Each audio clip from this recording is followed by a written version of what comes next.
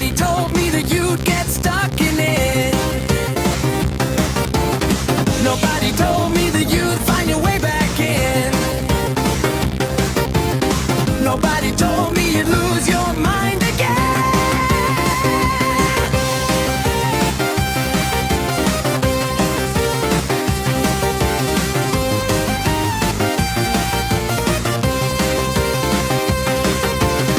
Nobody told me you'd be duking it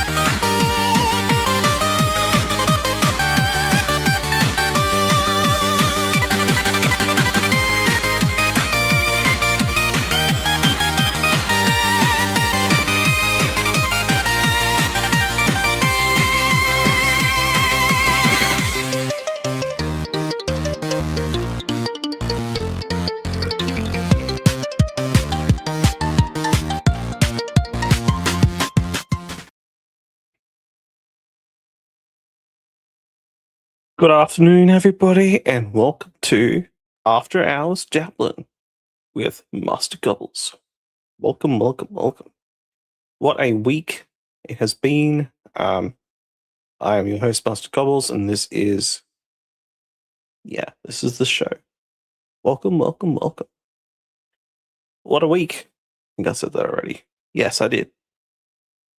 Dabbleverse Civil War has begun. Battle lines are drawn. I don't keep doing this every week. Every day, even. What the fuck is wrong with people? Honestly. Tommy Jordan's feuding with the pineapple. Currently, at this point of the show, Rob Saul has Nasty Neil on and Ava Razor. And it just, I come on a little bit late because I was watching that. I think everyone else has been watching it too. Like, it's fucking wild. Hearing it sort of like talk in circles all the time is very exhausting to me. I don't know how you can do it. Must be exhausting to the person that does it. I find it to be very exhausting. Very exhausting. Anyways, so welcome to the show. I'm sure more people will turn up at some point. There's still a few things on, I guess.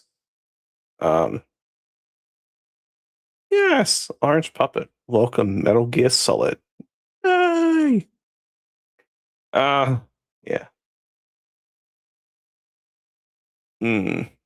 So this whole thing with I think last week I covered Eckel getting into like a big argument thing with Shmuel Buckman. This time, I don't think I played it. I think this has happened in between that. But Shmuel and Tommy Jordan. Oh no, never mind. Eckel was on Hughes' show on his 300th episode. The very first time Hughesy ever played a clip. I think he was sick that day because he doesn't normally play clips, but he has been playing them lately, just as like reference points. And that's what I think for shows like that, it's good. It's like clips are like receipts in a way. They're very handy to have. But Eckel has a lot in his disposal. I did say I was going to offer the link to him, but I don't know. I just realized what time it could be over there at this point. It's probably like really early in the morning, so he must work. So I don't want to fuck with that. This is my peace offering to the pineapple anyway. So from now on, we will be nice to Eckel. Mm-hmm. That's all I'm offering, guy. All I wanted with him was back and forth, being silly and stuff, but then it just goes to a whole new level at times, and I'm like, I'm not into that. It's not why I like this thing. So like, I like it because it's fun, and people are very silly and stupid. So, anyways, pretty sure. I don't want to put Rob's show in here, but he's still got lots of people watching, I guess. Or he's just finished. Oh, he's just finished. Never mind, he's just finished. Uncle Jack is also live right now too.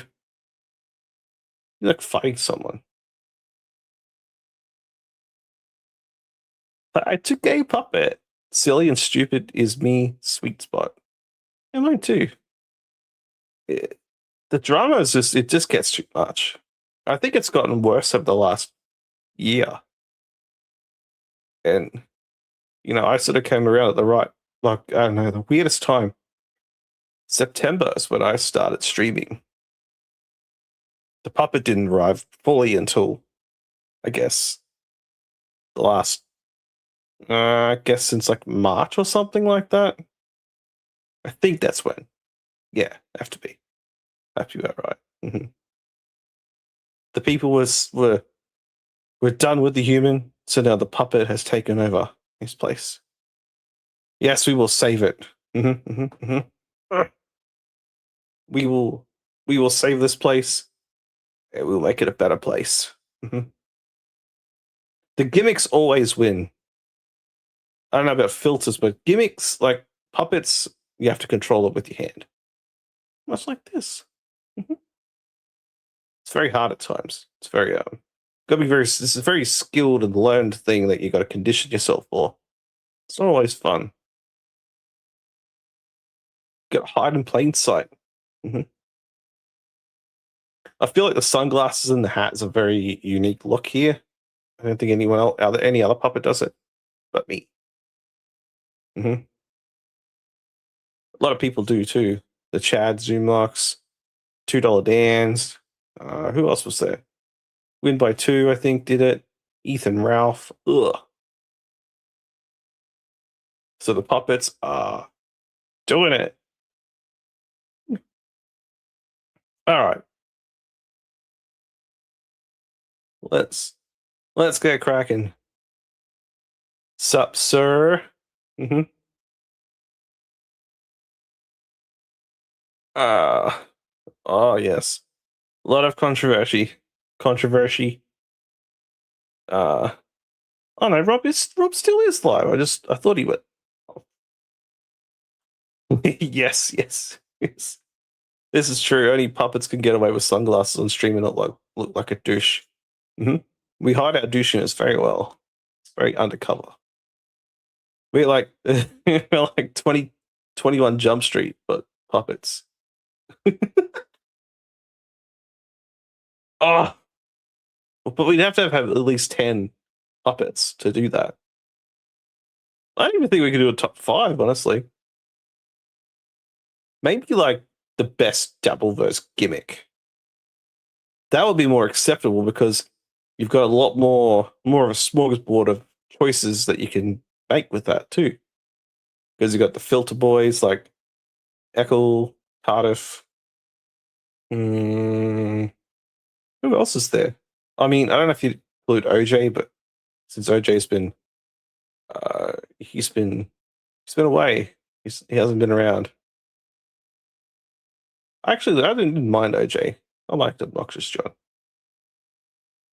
His takes were very, I guess, rational at times. All right. Let's oh yes. Luigi and Gummy Chainsaw. Hack Ride too, I think. People don't realize holding up a puppet with one arm starts to form some strength. Yes. I'm getting used to it, actually. Getting used to it. And doing the voice as well. It's very goofy like, but it works. Might help differentiate the puppet from the human a little bit more. I'm self-aware. I don't care. Whatever. It's more fun doing it like this anyway. Imagine like a puppet that gets angry at everybody. I was going to pivot today, but I might leave that for next week, actually. Figure this today, I've got the Tojo. Oh, hold up. I have the right forearm of an Adonis. Oh, no doubt. And I believe you, actually. I believe you. Oh, man. What a week it's been already. Holy shit. My stupid ass fell over on Tuesday morning at my work. It's great. I thought like I had some kind of like mini concussion. Knees first and then hit the floor. I didn't hit my head, but it definitely shook me up. Holy fuck. It was bad. Bad way to start the week. I'm alright now though, but fuck no. It was not good.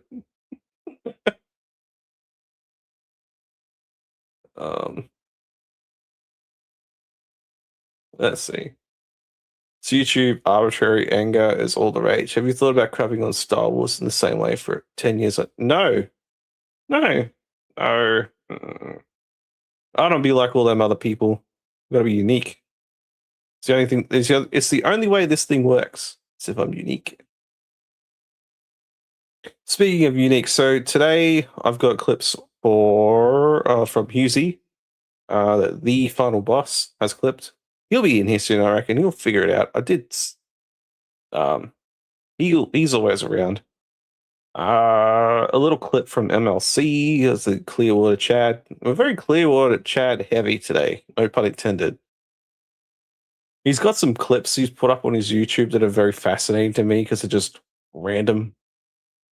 It's not just he stands at the front of Planet Fitness and it's just like, dude, are you ever gonna go in there? Are they gonna like think that like uh they're gonna think that you're stalking the place like a fucking weirdo. Well, we got BYB as well, a little bit from talking about striking. They were talking about it again today. They're literally talking about the same shit they spoke about 2 days ago. Just retreading fucking same topics all the time. It's either like they're talking about Shuli, the Shuli network, buying views, striking channels, any other nefarious shit. It's just getting old, man. Fucking old. Like that. I'll keep that energy for next week. Actually, I've got ideas. I've got fucking ideas for next week too. Got the great David Sarah lock in. Yeah, see, you say his name and he appears. The final boss, the Gobble Mafia. I think that might stick. Actually, we do something with that. Mm-hmm. Maybe it could be like the group or something like that. The Gobble Mafia. Gobbles Mafia. I mean, guess Mafia people have wear sunglasses. I could wear like a fedora or something. I do have a fedora. Mm-hmm. Oh, Mr. Blue Sky Henrik. The puppet met him on the Great Clown Town. I think it was a few weeks ago now, like 3 weeks ago or something like that. It was really cool. Mm-hmm. We sat back and I guess watched Crumbum and the Great Shmuel Buckman fight each other. Then I got very exhausted by it. Then as soon as the song hit, I was out. But that, sometimes these things just fucking just get on top of you, man. The Gobvia. Yeah, it might stick. We'll try it. What do they call the mafiosos down under? Well, you're lucky. I know a bit about like the organized crime stuff down here. So the mafia here doesn't really run up from Sicilia as a Calabrians actually, but they call themselves the Honored Society. It's a very very interesting story. There's stuff that I didn't even know. It goes all the way from like the top of Queensland all the way down to like Victoria. It's fucking wild. Like the whole coast of Australia on the east coast from top to bottom has mafia connections. It's very, very wild. Not so much now, I don't think. I guess that like yeah, the Honored Society, that's what it is. Yeah. I don't want to get no, we can't do that. Can't have them on my back. If you ever read up on it, you'll know why I don't want to be part of that. But yes, we had very good chemistry though. Like I thought it was a really fun time.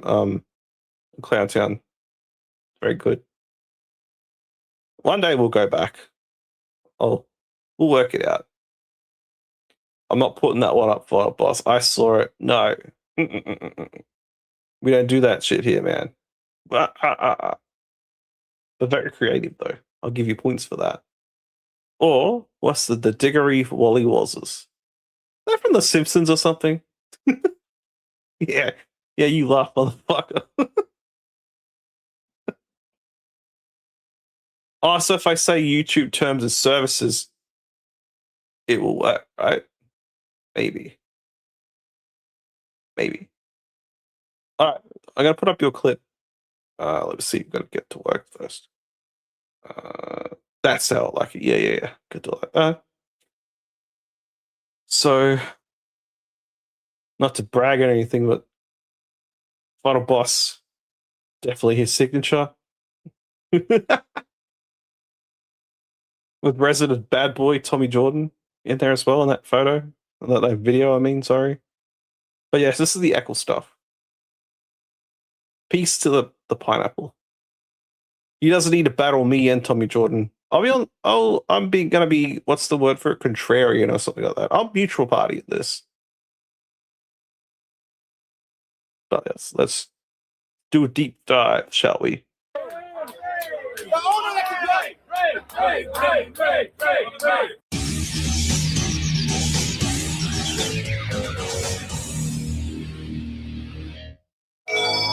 But isn't it ironic how butthurt you're getting over my comment? And he said it about me too, and then he took it back and said, "Oh, I didn't never said it about Tommy. I didn't mean it about him." Because it was a compliment. Yeah, I meant a compliment towards Buckman. I'm not. You said it about me. You've been saying that about me for months. That I could do a show with no effort because I'm entertaining, and you just don't got it. You don't got it, bro. Not the last bit. You can't just turn on that camera.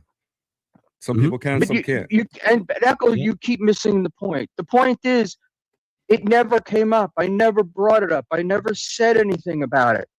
I made a joke about you and your appearance. This is gonna be hard to listen to because Shmuel is clipping like fucking crazy. It's clip, clip, clip, clip, clip, clip. It's a bit off-putting. I think maybe because he's getting really hot about the whole thing. Because they had a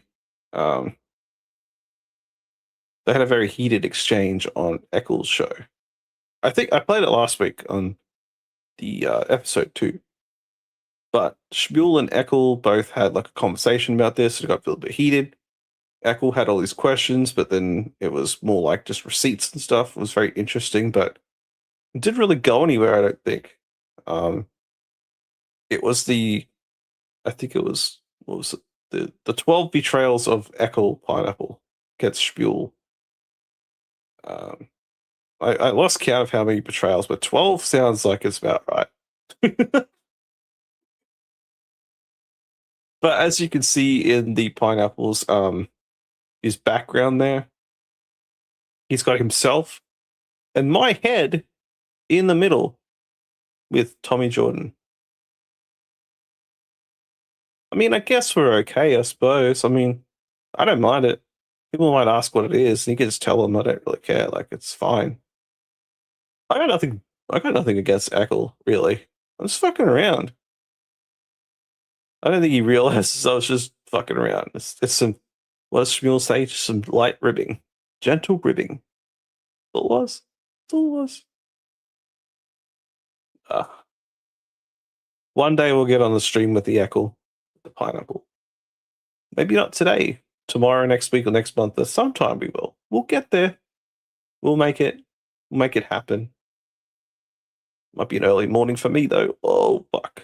I'm prepared for it, though. Prepared. Let's keep going. And you got all fucking, you got like, oh, you got butthurt. And wait, man, I'm sorry. People in Vegas felt like you were shy or something. Just say the fucking names then. Stop saying people. Just say you and then say the other people. If you don't think that, no, because it's not. I don't think it's necessary to say. I think it was pretty obvious on its own. If you're spreading this shit, then you should back it up with the people who say it. Don't dox. That's what Echo likes to do. He likes to show DMs. Don't fall in that trap. No, he can show mine. We had a nice, big, huge argument before Vegas. I'm going to try to switch mics. I just find it ironic, Buckman. Now you're going to switch mics? That every time that Aussie guy does a show on you, you spend half an hour crying about it on your stream. But they're just watching me. It's not even entertaining. It's boring. And then the moment I do it, yeah, sure, I'm a bitch as well. Fine. The moment I do it, you've got an issue with it. How about we're both bitches, and how about we both get over it? Or you can keep bringing it up if you like. It's up to you. He's got a point there, though. Wow. I give my props to the pineapple. Takes a lot of balls to say I'm a bitch too. We're all bitches. We're all in our feelings all the time. Way too much. I get it. I can be too. We could all be like that. That's what makes us all, I guess, weird. I think. Or unique might be the better word for it. But he's right. He's very right. Maybe Shmuel just doesn't like being spoken to like that, like pineapples or something. I think he's got something against pineapples. Exactly. That's what I'm talking about, Fun Boss. Makes us human. or puppets, or pineapple filters, or something, or coffee cups. I think Tojo works with that coffee cup. I don't know why, but it makes him. To me, it's funnier with the coffee cup thingy. I don't know. I find it funnier than seeing him on stream, like physically. It just works for me. I'm not the one that keeps bringing it up. You keep bringing it up. How high does Right. your voice go? He's Jewish. Oh, it can go very high, Rochi. Fucking hell. Oh, right now I'm wearing my Baldo, and it creates problems. No, but I don't. What do you call it? You say every time Ozzy says something. No, I like to fuck with Ozzy because Ozzy makes comments about my audio and tech things. It's so and every show fucking bad, you and every show right he now. has. I know, but every show I wasn't really. It was all good when I was on the phone. Hold on, if you give me a minute, I can change it. But I'm doing it. But my point is it's like Ozzy says shit about me. I say shit about Ozzy.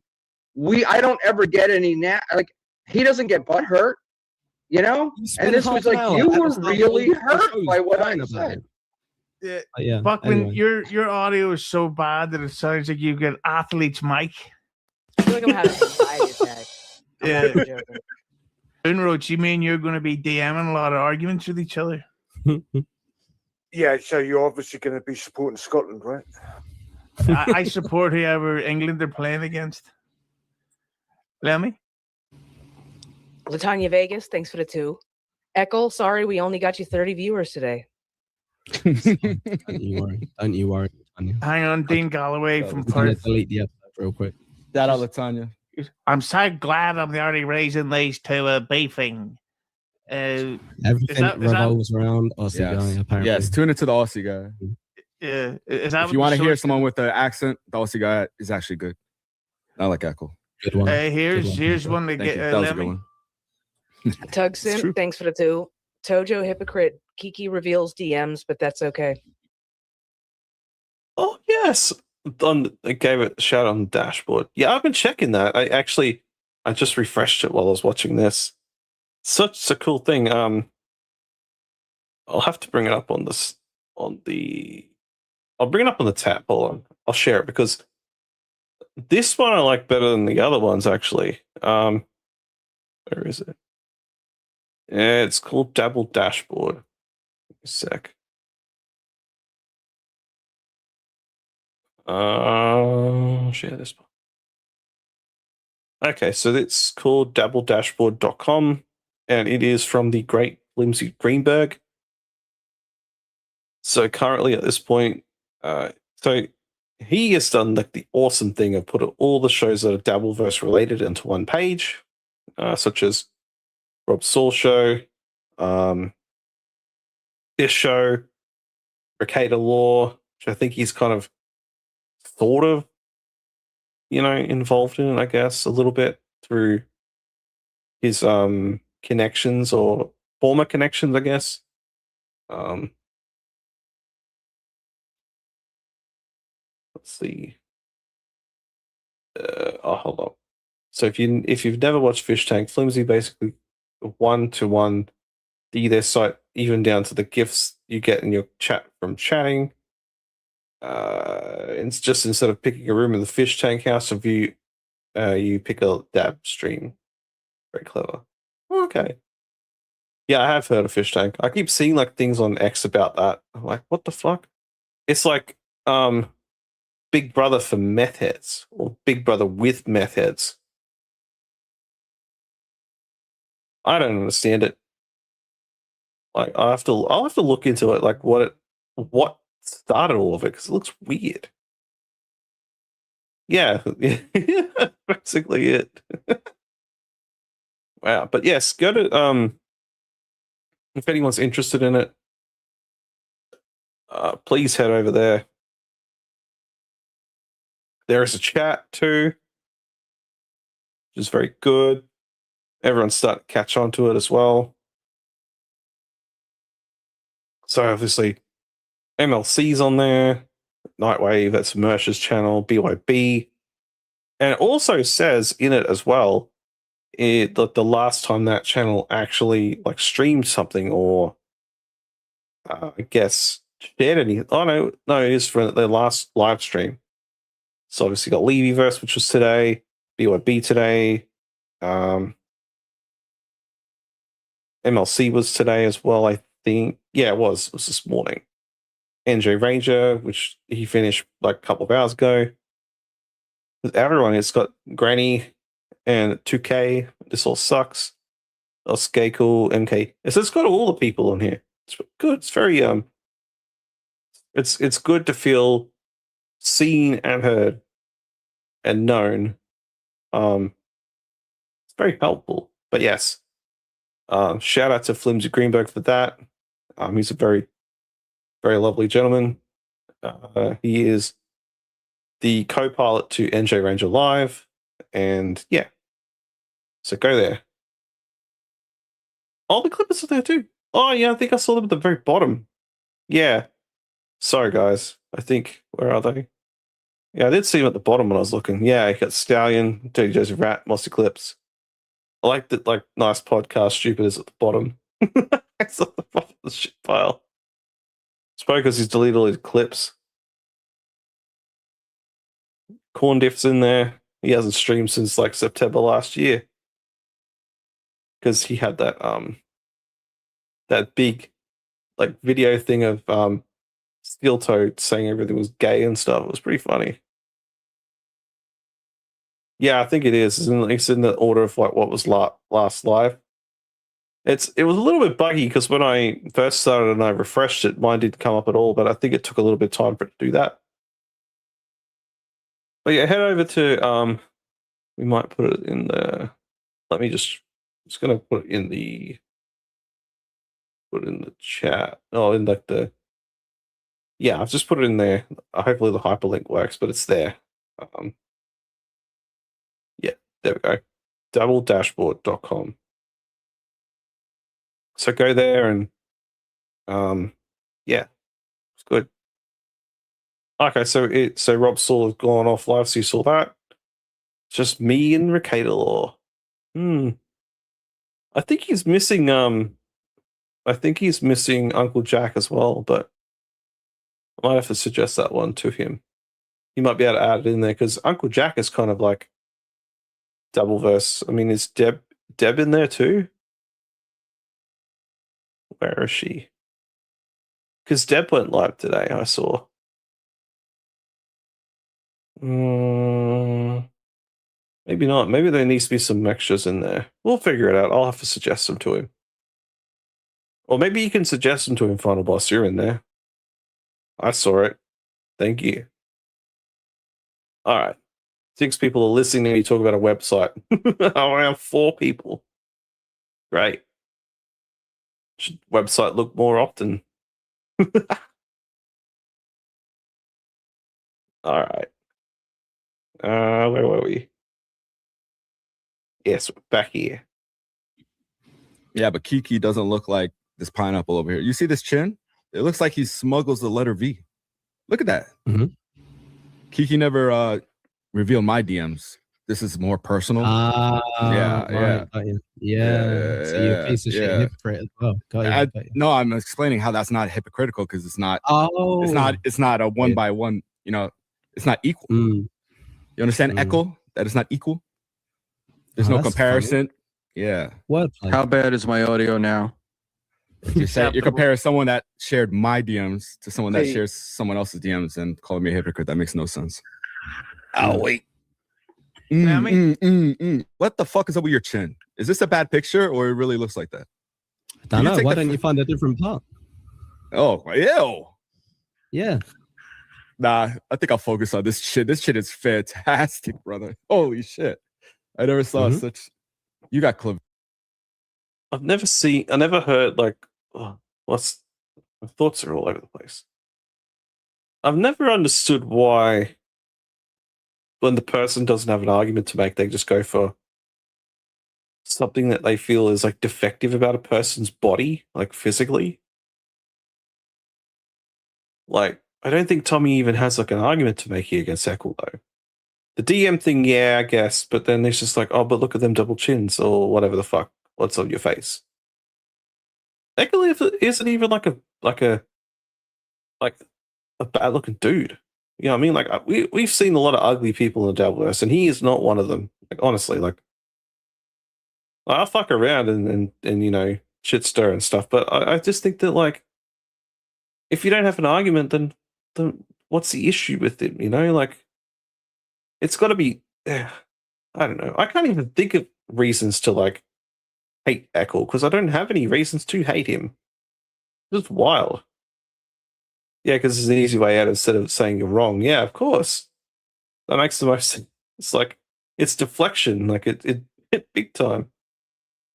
Vicular beat. This is crazy, bro. Yeah. Holy shit. Okay. It like stops at a point and then it has its own chin.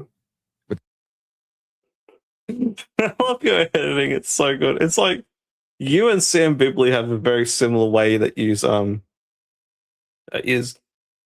out at your clips and you put them together like this. Is very unique. I like it. Like it's similar, but like you're both like unique in like your own way. I think it's it's not. If he could burn a hole right through your soul, he definitely would be in this part here. Thank you for clipping me last week. That's good. I checked the numbers. Holy fuck! then the cheeks kind of are on the side, kind of drooping by. But you could be my clipping guy. Woo! You could get all the views and bring them all over here. You can take the money though. That's fine with me. It's a nice little trade-off, I think. You get the money, I get the hose. Oh yeah. Oh yeah. It's good. Good. Thank you. I appreciate it very much. But it's not part of like a double chin, like a normal fat chin. But only clip me when I've got something interesting to say and people and things that you think that people might like. Mm-hmm. I'll endorse that. I won't strike you if you know. I'm not into striking. The more people that know who I am, better. Still 50 subs away from making money at all, but that sounds like a deal. Yeah, I'm cool with it. Like I'm fine. Like I'm cool with whatever. I'm doing this for fun. I like it. Got nobody else to talk to this like this kind of stuff about, so you guys are the next best thing. It's not a bad thing either. It's pretty impressive, bro. So why do you delete your episodes again? Are you hardhead? I said it had a song. That episode had like 10. Whoa, Michael got him. It's true though. Like but I will give Tommy credit. He has not deleted many episodes in a while. He's been a good boy and he's been keeping them up like a good boy for everyone to watch. Surely not perfect, but like I don't really think he is aiming for perfect. He could be if he tried. If he tried, he'd be perfect. Like if he did this copy cup thing all the time, which I think when I see it, I always think that's the perfect representation of him. Like it's a cool avatar. Like it works because it's funny. And when you see his like when he talk, you kind of like the Canadians in South Park. They go like fuck yeah, buddy. Like like Terrence and Phillip. The coffee cup is Tommy Jordan. Mm-hmm. I endorse the coffee cup. Just say I like the gimmicks. 10 songs on it. What about the other like 50 episodes that you've done over the last 6 months that you delete every time? I don't know. Why don't you ask Kevin Brennan why he deletes his episodes? Why don't you ask Pat Dixon why he deletes his episodes? Patreon. Put some on Patreon. Huh? Not because he's embarrassed of them. They don't do it because they're embarrassed of their streams. Neither do I. Who said it? Mm-hmm. Who said that? Is that what you're saying? It's pretty obvious, yeah. Oh, you're assuming again, like your guy Rochi? You guys do a lot of assuming over there across the pond, don't you? Yeah, can I assume that the reason why Keanu's not showed your DMs is because you keep constantly sending her dick pics, Tojo? You could assume whatever you want, brother.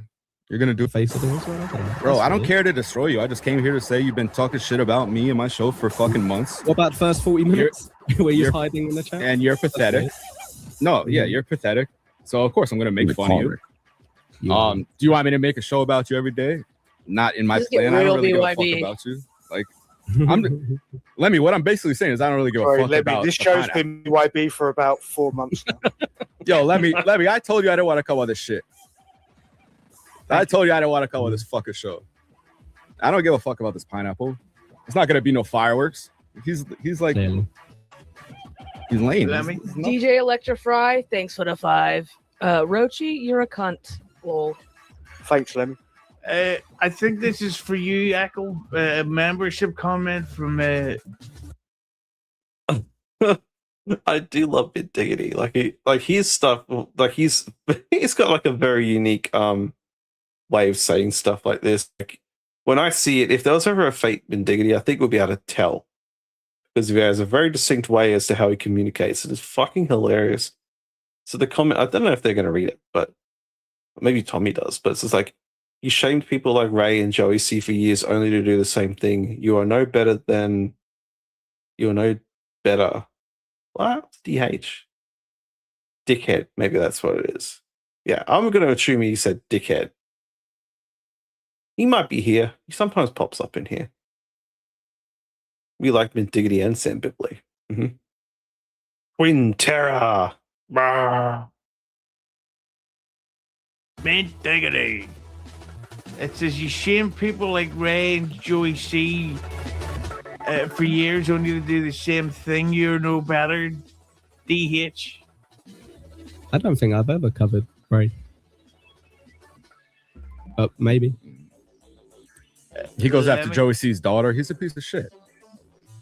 Yeah, that's a bit VR. harsh. I gotta be honest. That one. Mhm. Although, He says the N-word all the time. He makes fun of what do you call them? Pajeets? Pajeets? Some I shit say like that? all the time. You're a fucking piece of shit. N-word pineapple over here. You are. With the smile on Lemmy? your face. You're a smile talker piece of shit. Mm-hmm. All right, CCK. That's a fact. That's a fact. Was there a point to doing this tonight? That's what I'm wondering, Buckman. All I right, didn't want to do you this. don't have to go on every fucking show. If you're so above it all, you don't have to go on every fucking. I said I didn't want to come Jesus on here. Christ. I was asked to come on. As a matter of fact, I said I did not think I could add anything, and I shouldn't be there. And Husey asked me to come on. Correct, Mr. Hughes? No. yeah. No one wanted to come on this fucking show. I said the N-word on Eccles' show. Oh, really? It was once you get a pass. You didn't know any better. You didn't know what the word meant. You just said it, and you're like, oh, I thought it was like one of those. I thought it was a troll word. What?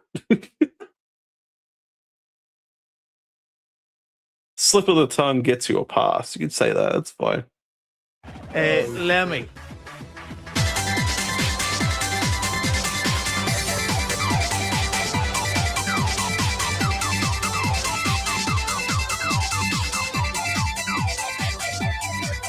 I would never, Sam. I respect the Bibli. Hoss!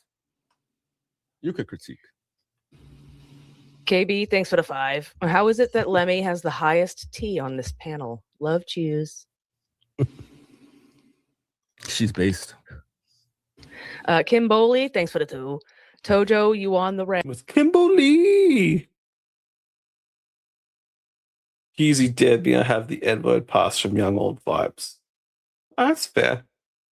I think Young Old Vibes thinks I'm going to war with the pineapple, but he hasn't got to worry about me. He's got to worry about the guy that's got his face as part of his background. Don't if when Eccles had my face and all that shit as his background and stuff, and the human next to me, I was fine with that. I thought it was pretty funny because it's just he wasn't really showing anything that people had seen before. If you go back a bit further on my channel, you'll see what I look like because that's what I did before I started doing the puppet stuff more. It's not a big secret.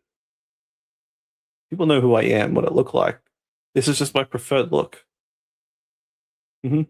So it's just when Eccles does it, it's funny. When he used the background with my head on the pineapple thing that he had at Hackamania, I thought it was very funny. Very funny. And he made a song about me too, which was funny too. In hindsight, I was a little bit confused as to why he does it, but I'm like, okay, I think it's funny now. I'm not backtracking and stuff. I just think that like people might think that I'm taking this way too seriously when I'm not really. I'm just like, it's funny. It's entertaining. You just go along for the ride and then just roll with it. You know? If I was an Eccles show, I think me and him would have a good conversation. I think. I don't know what receipts he'd have because I'm sure he has like a whole folder of them or something. We could talk about them. That's fine. That's fine. This is me being peaceful with the pineapple. He might pop up in the chat. He usually does. When he hears his name, he's here. People are like, stop trolling me, Hoss. Like, or that's what he says. And I think that when he says that, he's not taking this seriously either. So it's good. It's good. That's good energy I get from him. I think this evil Eccles thing, I say it because it's funny. This really like warm, very like nice sounding pineapple is just very evil. It's great. He needs to play that up a bit more. Give him that edge that he so desperately needs. Ag On the rag. What does that mean? on period. Period. That means you're Your cunt stinks is what she's saying. Mhm. Yeah, I know what that meant. I just want to hear you guys say it. That was Oh. gross. I Y'all thought it was gross. kind of hot, to be honest. Well, I just want to Sorry. jump in here. I'm sorry, I meant to interrupt. But why are this is what's driving me nuts is like, why are you guys comparing shows? Like, Mhm, who gives a exactly. fuck, you know? And I would never compare, but this guy's been doing it to me for months. And I've been See, Mr. Blue Sky has it figured out. It's good. I understand that you're messing around since I've talked to you and I've got a read on you. Like when I'm serious about stuff, you'll know. Like in real life, I'm like that as well. Like I can shift very like quickly into stuff like that. It's just sometimes things can just be really fucking annoying. I've just got to say shit. Maybe next week. I won't spoil it. I'll say it for next week, but I do have something coming. Might be a full long day about, I think. I don't know. But can't read the Orange Menace. The voice, baby. Voice, yeah. But yeah, so I do have ideas for next week's after hours dabbling. Got to put it together properly. Today's show's turned out very opposite of what I thought it was going to be, like mindset wise. So we're chilling today. Next week will be different. Scorched Earth next week. I promise you. Scorched Earth. Nobody's safe. mostly quiet about it, attacking my show for months. So it's funny that I actually have a better show than him. And I just do it I have a effortlessly. better show It's than like- all of y'all. That's a Nobody fact. wants I watch you knit. Your knitting skills are getting way, way better. But the time Wait. Did Tommy say that he has a better show than Eccles? That's laugh. That's pretty funny. That's the funniest thing you said on this so far. Say what you want about Eccles, but he has like a plan every show. Even the ones that he has ready, like schedule, you can see he has ideas. Like he's got guests ready to go. Like I think when was it? It was, I did have it up on my side.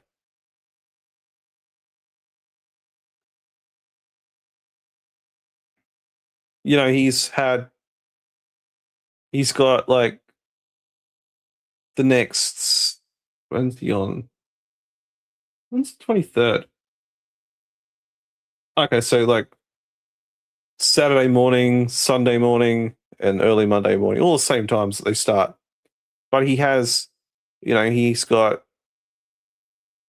something planned for his members only show. And then he's got like the it must be Clowntown references or something. Like it's something like that all weekend. Ah, I see. Yep. Nice. See what I mean? Like he has a plan. Like he has something set out. Like it's not like he doesn't go in there with like guns blazing without any kind of plan, or like he doesn't go in without a parachute. He's always got something ready to go. So, you know, I give, you know, whatever this argument is about better show, I think Eccles got the better one because he's producing a show as he's doing it. Like, I give him props for it. I think it'd be very difficult to do that without fucking it up. Hi, Latanya. Welcome. Welcome. Mm-hmm. Tommy, you claim to not care about what Eccles says, but you've been holding this in for months, seemingly. I cleaned up the curb with what he said. I cleaned up the curb. What did it? He said you cleaned up the curb with. Can you say that again? Translate me, Lemmy. Say that again. I didn't hear what you said. Okay, Tommy, you claim to not care about what Eccles says, but now you're talking about how you've been holding all this in for months. Not holding it all in. You never heard of the Death of a Thousand Pokes? No. Was that a Wu-Tang album? Yeah, some American shit. You know, there's a difference between holding it in and noticing stuff, and then eventually you're like, you know, it's there. Holding it in like a fart. Am I right? Ding, ding, ding, ding, ding, ding, ding, ding, ding. You know about it. It's no big deal. But then something on the outside triggers, you know, it becomes enough stuff that you're like, wait, whoa, wait a minute. This guy's saying stuff about other people or me or whatever. Brilliant comparison to my crying on stream with you, Shmuel. Is that not the exact same thing? But with Tojo, it's kind of like, okay, yeah, no, cool. I'm glad he lost his shit in the 2.5 hour stream and acted like a psychopath. That's reasonable. But when Eccles reached out and said, come on stream, and we spoke for an hour and a half, that was crazy. That was ridiculous. Another two. But here's the whoa, hold on. But here's the difference, right? Sure. First of all, you asked me to come on the stream. I came on the stream. I did what I did. Tommy did whatever, 2.5 hour show or whatever. I had no idea. I don't give a fuck. Okay. When people do shit about me, I don't watch it. Like, because I don't. Why would I? And it's, you know what it's going to be. So and why bother? Like, that was kind of what I was saying yesterday. Is it's like I feel like you get really personal about the stuff that goes on, and even the stuff in my show when I said the thing about you know, you wrote the comment in my thing. I made the joke about breaking news or something, and you write the comment in there. We actually broke that on our show the Saturday before, and it's like, who cares? It was just it was like this minute level of caring about all these things. Yeah, so you made a joke on your stream, and then I put a comment joke back to it. But because you didn't get my joke, it was me being a weirdo. Well, I didn't get your joke because what happens is because the comments that you've provided, which, you know, it's great, you're making comments, are always corrective or always I don't know what the word is, but like you're correcting me or correcting something I said, or you know, it's just, it felt weird. It felt like, why are you, to me, I watch the show. I guess it's, you know, I mean, it's interesting. I enjoy it, but I don't really think about it that much. Like, I honestly don't go in. I'm never going to go into a comment. I'm never going to go into a comment of somebody like you, who I consider a friend, and say anything. How are we supposed to know a correction is made in jest when he also actually means it? Yes, that's the one thing that I don't get with Eccles, though, with that stuff. Like, that's been my confusion this whole time, actually, which is probably why it would actually probably explains why I've had like some, I guess, issues. A lot of stuff is like lost in translation, because how do we know? How do we know if he is joking or if he's being serious? Because it's not being communicated in that way. You know, like, I read a comment from him and I just hear it in his voice, like the way he kind of speaks on here. Like, you know, like once you've heard him after a while, they kind of like, when you read stuff he puts in, You read it in his voice, right? Because I do all the time. But how, you know, like some people you can tell. I think Eccles, like the meaning changes like after a while. Like he could say like, "I think you're a flaming douchebag," but then when he says it later, he's just like, "Oh, but I was just joking when I said it." But then, like you said, in a real serious, sarcastic way. It's like, how does that make any sense? Like at least like I don't know. I'm not trying to tell him how to act, but this is just how it sounds to me. Like with stuff like that, a lot of this stuff is just a big misunderstanding, misreading the situation, and yes, I think Schmiel has like this way of like being able to really try and nail things down. Yeah. Yes. To me, I understand the whole thing of like him saying like, well, I don't pay attention when people talk about me and stuff. Then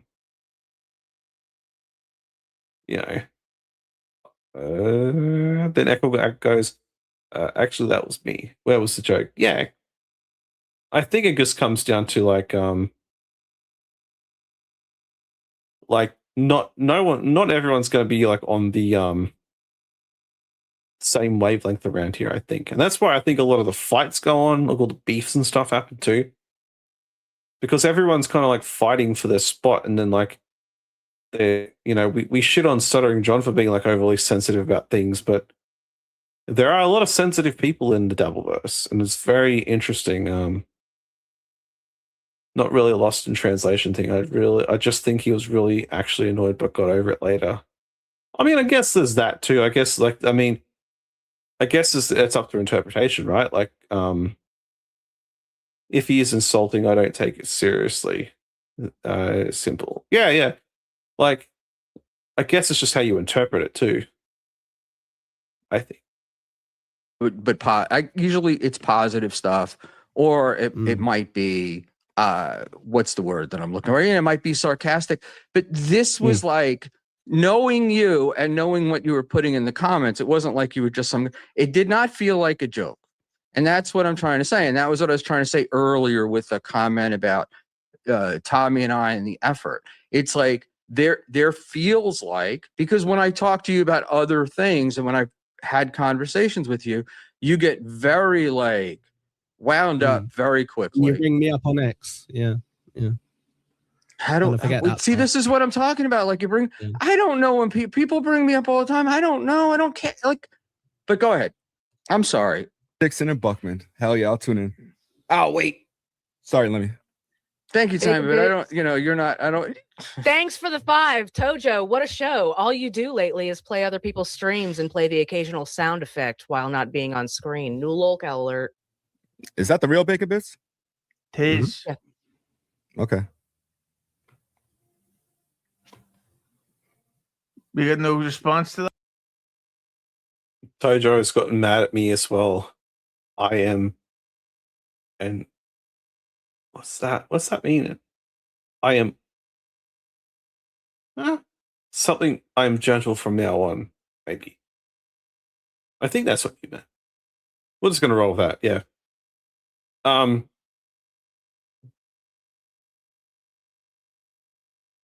Yeah, I took that's what I took away too. You sounded pretty hurt by that. Yeah, I thought so too. You meant yeah. So you're more gentle. Okay, yep. That makes more sense than what I thought. Oh, you're right. Yeah.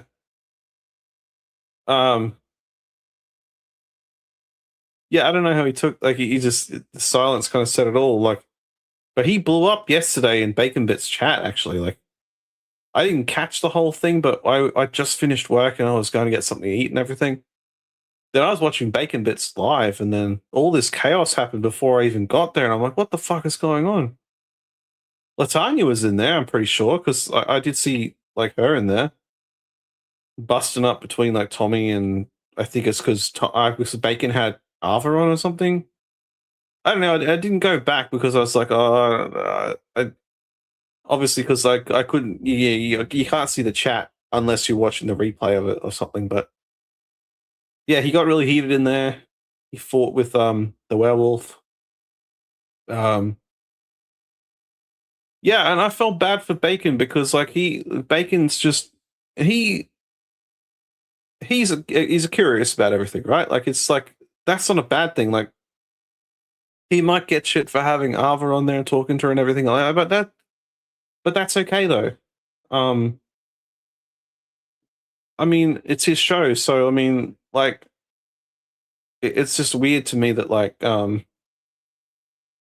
that super chat really bothered Tommy. He was real pissed. Yeah, I can get it. You can kind of see it. I mean, if people can go silent when they're angry about stuff. Like that's when you really got to worry about it. But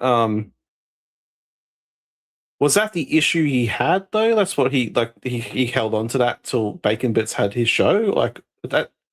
From what you're saying, it kind of felt like it was boiling over till he got on there, and then just tipped him over the edge. Because like, you know, like most people here have a show, right? Like it's a no-brainer. Like everyone's got their thing here. We should be allowed to talk to anybody we want, whenever we want, however we want. Not everyone has to watch every single thing that we do. That should be, I mean, that's plain and simple. Like if I for some reason had that idiot on my like Ava, not Tommy. I do like Tommy. I just think that he could be his own worst enemy when he shouldn't be. Like, not a lot of there's a lot of people that don't like him, but I do like him. I like his energy. I think he's very youthful. I guess youthful, and he's got a lot of promise. But yeah, it's just he's all over the place. He's like my anxiety sometimes. It's just fucking everywhere. You just want to do all the things, but you don't have all the time to do it. But this infighting is just, it's exhausting. It's exhausting to watch it and hear it, because there are people that I actually I very much like have a very good, like, I have like a deep respect for them to be able to do this all the time and come on here and do this stuff. Like, it's not easy. It's not easy to talk to people that you don't really know, apart from being in the chats and stuff. And then you get bombarded with bullshit. Like, it's nonstop. I mean, and Tommy probably gets it all the time as well. But he's let that in now, so people know. People will play to that now. Met Tommy at Hackamania 3. Really like the dude. He just gets a little scattered sometimes. Yeah, I believe that. Like, that's what I mean. Like, I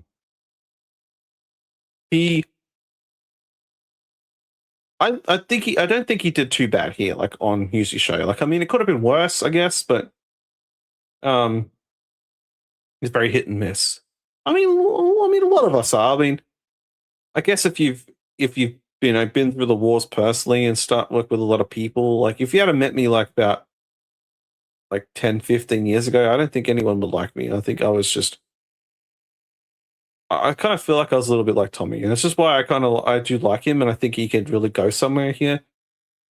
But it's going to take a lot of calming down to do it, though, I think, and a bit of self-reflection and a bit of humility of yourself. Like, if you get mad that a pineapple filter guy is talking shit about your show, like, this is where the self-reflection part has to come in and be like, all right, why am I taking it so seriously? Like, really, like, just, like, but yeah, Tanya brings it. Yeah, Ackle showing the DMs was a dick move.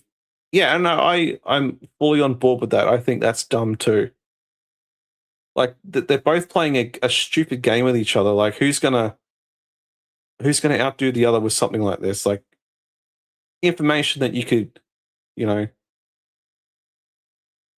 it's like doxing. Like, it's stupid. He has to lose the ego. Oh, absolutely. Like I say, he's got a good energy, but I think he, like, it's definitely a lot of work to be done. I think we can do it. We can. It's like he's like the $6 million man. We can rebuild him. I know it. the mention about the DMs, but I don't know the actual story. Well, it's been back and forth between them two, like between Eccles and Tommy. They're both playing different games at each other, and I think it's been boiling down for a while, and I don't think it's going to go away for a while. Like, and I think Eccles very like protective of himself as well. I think because I heard about like the anxiety thing being mentioned a while ago about just after Hackermania. I'm like, you know what? I get it. A lot of us have social anxiety or an anxiety to a degree. Like, there's nothing wrong with that. It's just how that's just the way we are. Like, it's not, that's what makes us human as well. Like, it's just like I can be like this with you guys on here, but like if I met you in person, it might be different. Who knows?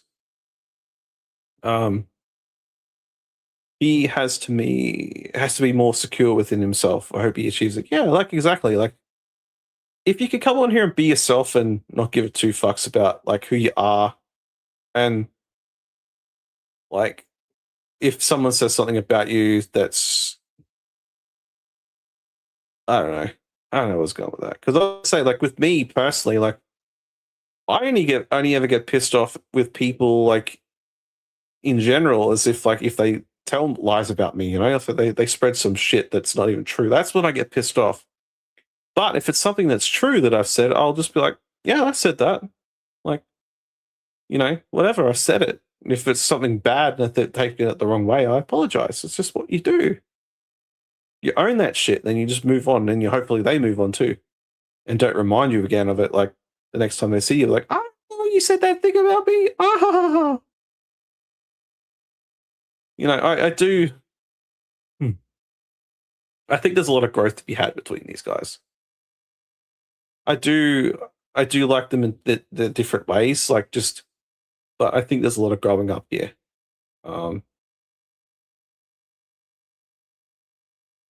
Yeah. You asked me for feet pick, you silly puppet. That wasn't me. That might be the green puppet. Might be asking him. Oh, okay, yeah. Sorry, I thought you were talking to 2K. Yes, but if it's something like that, I'll just laugh and be like, yeah, like I'll roll along with it. If it's something that I think is like that might be a little bit more salacious, I guess that's when I guess the criteria of what the potential lie could be, you know, I guess you'll gauge it by my reaction to it, I guess. I'm getting too serious here. The Velociraptor in me is coming out. The Velociraptor. Holy fuck, it's a new dinosaur. Like the thesaurus. Oh, don't you dare. Don't you. Don't show everyone. I might cry. No, where's the blue sky, please? Oh, all right, let's keep going. We'll never get this video finished. Tojo. Nah. That's a no from Tojo. Nope. Just do it. Thanks for the 2. Ray DeVito stinks, right, gang? Ray. Yeah. Although he's going up against that fucking cunt, Tom Myers, so I'm Team Ray. Good. Let's go. I was like, what do you want me to convince a guy that he's socially awkward? That's awkward in itself, you know? Yeah, You should have planned your 300th episode better than this, man. What the fuck? I did. That's why I sent you a time and a link. Yeah, no, it wouldn't have been better if I came on time. This is bad, bro. Yeah, I think you were cleaning your unicycle. I was. But I had a good time anyway. You're a terrible guest. You're a terrible guest, Tojo. I don't give a fuck. You got a bad stream, but you're a worse guest by a mile. Mm-hmm. You're telling me about a guest? You're such a bad guest that Rochi wouldn't get on a helicopter with you. You lost your co-host being a bad guest. I wasn't a guest with Rochi. Well, he was. You guys shared a room together. It was in his house. It was in his house, Tojo. Tojo, I can't agree with Eccles on this one thing. You are difficult to have as a guest. That's for cool. sure. Yeah, that's true. I mean, you know it, right? Yeah, it's part of my allure. It's part of what makes me me. That's why we bring you on, throw you off, come back. You know, But I'm great on the Tommy Jordan. If you guys want to go subscribe over there and see me really shine, that's where I'm in my element. At the Tommy Jordan. Lemmy, here's one, and if you could also answer it, Lemmy. Oh, absolutely. BR Greg, thanks for the 2. What the fuck did we learn here today? We learned absolutely nothing, considering the only super chat that was quasi about anything educational was absolutely shit on by the host of the show. So I'm going to go ahead and say none of us learned anything at all. Is this because I made fun of the ants? Yep.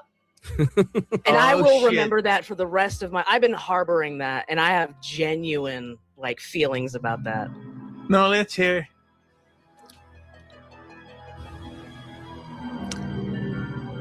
No. Nobody wants to talk. Well, usually it's almost as if how like, you avoid embarrassing yourself. You just go no. Oh shit. No, okay. All right. You want me to? Do you want me to? Do you really want me to? go on. My friend gave you money and commented about a thing that I am extremely passionate about, and you said, "Oh, who gives a fuck?" That hurt my fucking feelings, dude. I'm a girl. Sorry, not the highest T on the fucking panel, turns out. My feelings are genuinely hurt. I think it's probably the highest T. But yeah. Yeah. So this is how this show breaks up now. I'm not leaving. I'm not like, I don't hate you, but my feelings are genuinely hurt. You can still save this. Bring it back up. Bring back up that chat. Yeah. Oh, yeah. No, don't, because it'll just make it worse. Really. Go on, Uzi. I can't wait for Sunday to watch Ants Canada. Mm-hmm. It's a great show. Great. Oh, I I've love been that watching show. it since 2016. I Hell don't yeah. miss a Sunday. I fucking love it. Yeah. Uzi was just telling me how much you love that show in the DMs. That really took you almost an hour to generate with AI. Well worth it. Well worth it. Yes, it was. Lemmy, just before you go, for the last time. BR Greg, thanks for the 2. Desperate, but not serious. There you go. Well, I had a great one. This is a great episode 300. Here's to at least 7 more before my heart attack. I have to go try to put out a classified for a new co-host because I've just had somebody quit on me. But before we do that, Tojo, we've got all your links pinned down below. What have you got coming up that we should be looking out for? A lot of locale activities. A locale doesn't know what's going to come up next. He just kind of falls into What's sorry, I just had to listen to that last thing. Poor Lemmy. I'm sorry, Lemmy. He got hurt by Lucy.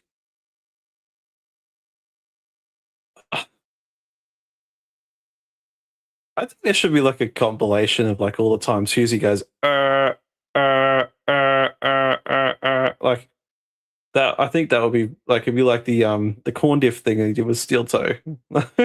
Funny actually. Like just every time he does it.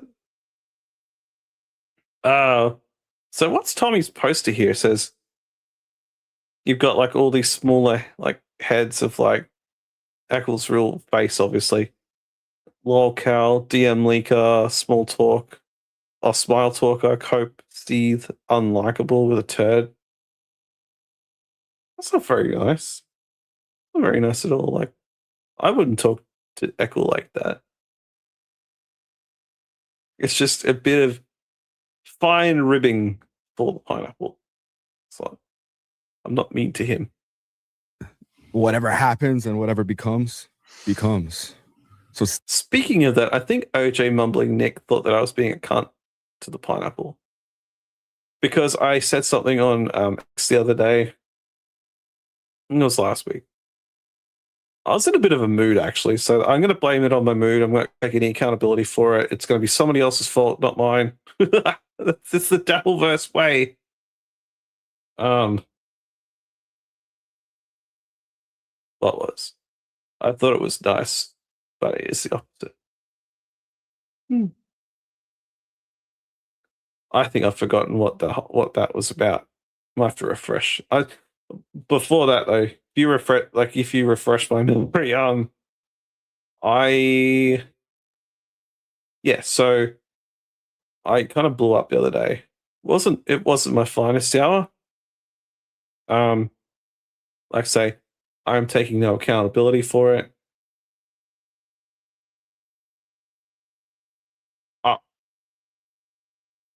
Yes, I apologize to Shmuel. Shmuel and I are good friends now. Everything's okay in the hood with us now. Shmuel and I are best friends, and we're gonna see if you wanted to do like a lunch date or something sometime. Echo. We'll take the pineapple out to lunch. But what Tommy did. Oh, you mean like the poster there? Oh, yeah, it's completely opposite to nice. It's not very nice at all. Like I just think it's not it's not a win. I don't think it's a win. I don't think it's a win for Tommy doing that to the pineapple, because I thought he would pop up eventually. Look, Echo would pop up. He sees his face and he's like, "Oh my god, what are they saying about me?" Only nice things today. But yes, I got a little bit. Think it was a little bit hot about something. I don't even know what it was. I don't even know. I have to find it. I'll have to find it.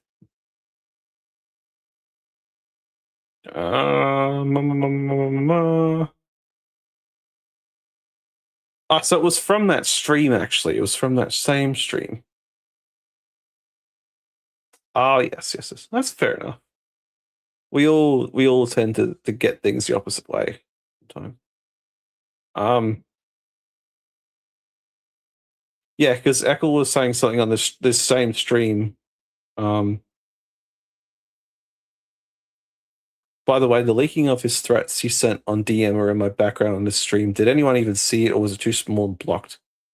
It was a little. I think it was a little bit. I didn't see it because like I was watching on my phone, but I didn't see exactly what you had in there. But he got into it with Werewolf yesterday on Bacon Bit stream about some stuff. I didn't know that there was really bad blood there between those two stuff. I knew something happened, but I didn't know what it was until I saw. But no, I don't think. Yeah, yeah, I didn't see what you wrote or what he wrote. I mean, almost intentional. Weird. Aha, you put those skills to use. You're a very smart pineapple, I'll tell you that. See, I can be nice to you. I'm being genuinely nice right now. You do know I've been fucking around with you, right? I'm not being a meanie bikini to you. I do respect you. If you go back, I did say some very nice stuff about you. So, not even trolling, Hoss. Not even trolling. While you're here, I do dig that you put my face on the pineapple thing that you and Tommy were holding. That's the first thing I saw on the stream. I was like, what the fuck? I showed Miss Gobbles about it. She's like, what's that? Sam told me I need to be mean. I'm sorry. Ah, that pesky dog. That pesky dog. This is the Meanie Bajini show. Yep. All mean. Don't listen to him. It's lies. It's all lies.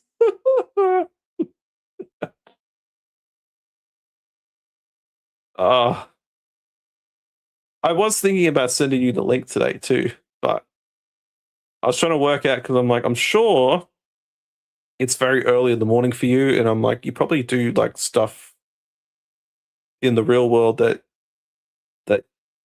would not allow you to be on this show. So I will extend the offer out to you sometimes, though. Yeah, I figured you might be working. Yeah, I figured so. That's why I was like, no, I won't send it because I know that like you got real life shit to do, and yeah, anytime that I'm on and you're not working, let me know. I'll bring you on. You'll be the guest of honor, the pineapple and the puppet. Face off. Da-da-da. Anyways, let's finish this video because I had some other ones I wanted to watch. taken up so much time of this video, which is good. It'd be good for my hours and stuff on here too. It's very lovely. Thank you all for staying here and dropping in and going away and stuff. Thank you for watching. Appreciate it. Stay tuned. Go subscribe to @TheTommyJordan. I'm doing a morning show every morning, 9 a.m., except for some mornings. So when I'm not there, those are the mornings I'm not doing it. Ow, wait. Thank you for having me, Husey. Congratulations on episode 300. And this was fantastic. I had a great time.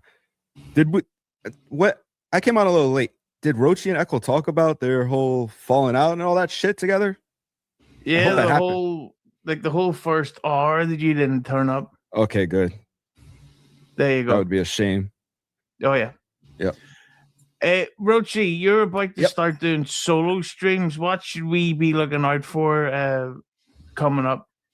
Well, ladies and gentlemen, if you thought this was fucking bad, hold on to your fucking hats. They're not even in the Dabbleverse. Shit. I will say, like, to defend Echo here, I think I'm going to blame Rochi for all this stuff. I'm going to blame him for it. We wouldn't have known about any of this stuff unless he said something. I think Echo, I think you would have like not said anything to anyone about it. I think you would have kept it to yourself. I think you're a very private person, and I respect that. You have to be around here, otherwise this happens. So I respect it. We are Team Echo here. What? No, don't do that. Don't do that to yourself. Let everyone else do it, but don't you blame yourself. Let everyone else blame you, but don't blame you, okay? I've spoken.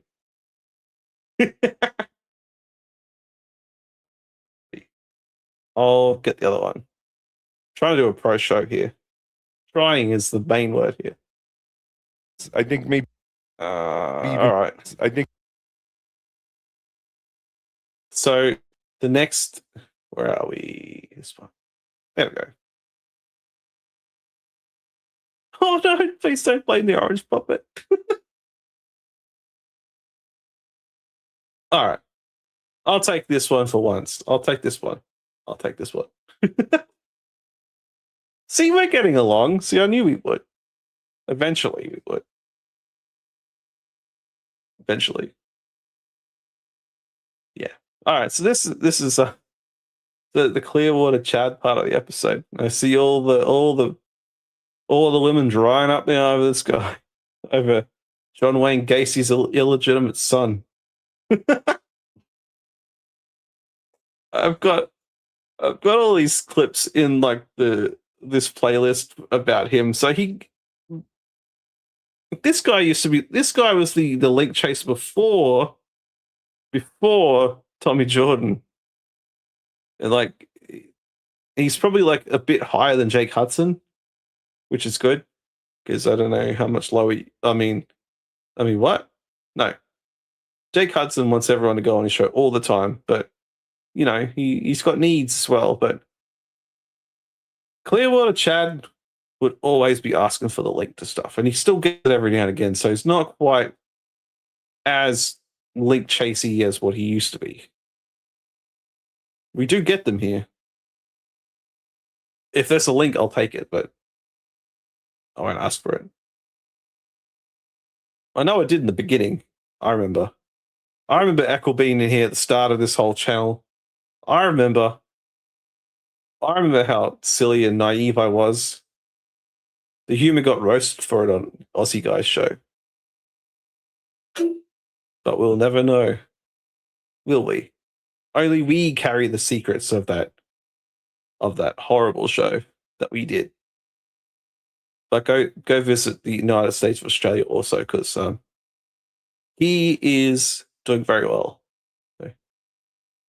I thought you were. I was just thinking about this today. I was like, I wonder, because I was like, do I remember it? It was such a fucking hot night too when we did that. I was fucking sweating my ass off talking, so I was a bit awkward because I'm like trying not to sweat. I'm like, holy fuck. But yeah, I remember you now. So it was Dean, Robbie the Marina guy, and you, and then me. I think Yeah, that was it. Yeah, I remember now. When you guys just roasted my whole whatever I'd done up to that point, which I think I've done. Like I'm worlds beyond all that now. Like I'm doing a lot better. I think. I mean, maybe you could even be a testament to that. I guess I've worked my shit out, Robbie. What did I say?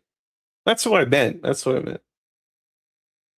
Because before he came on, he when Dean does the intro music for him, as soon as the music stopped, then he came up on the screen. He had that necklace stuck to his like head. He's trying to get around his head. It got stuck. I think it was like stuck around his nose, and we're like, "What the fuck?" It was a very nice experience.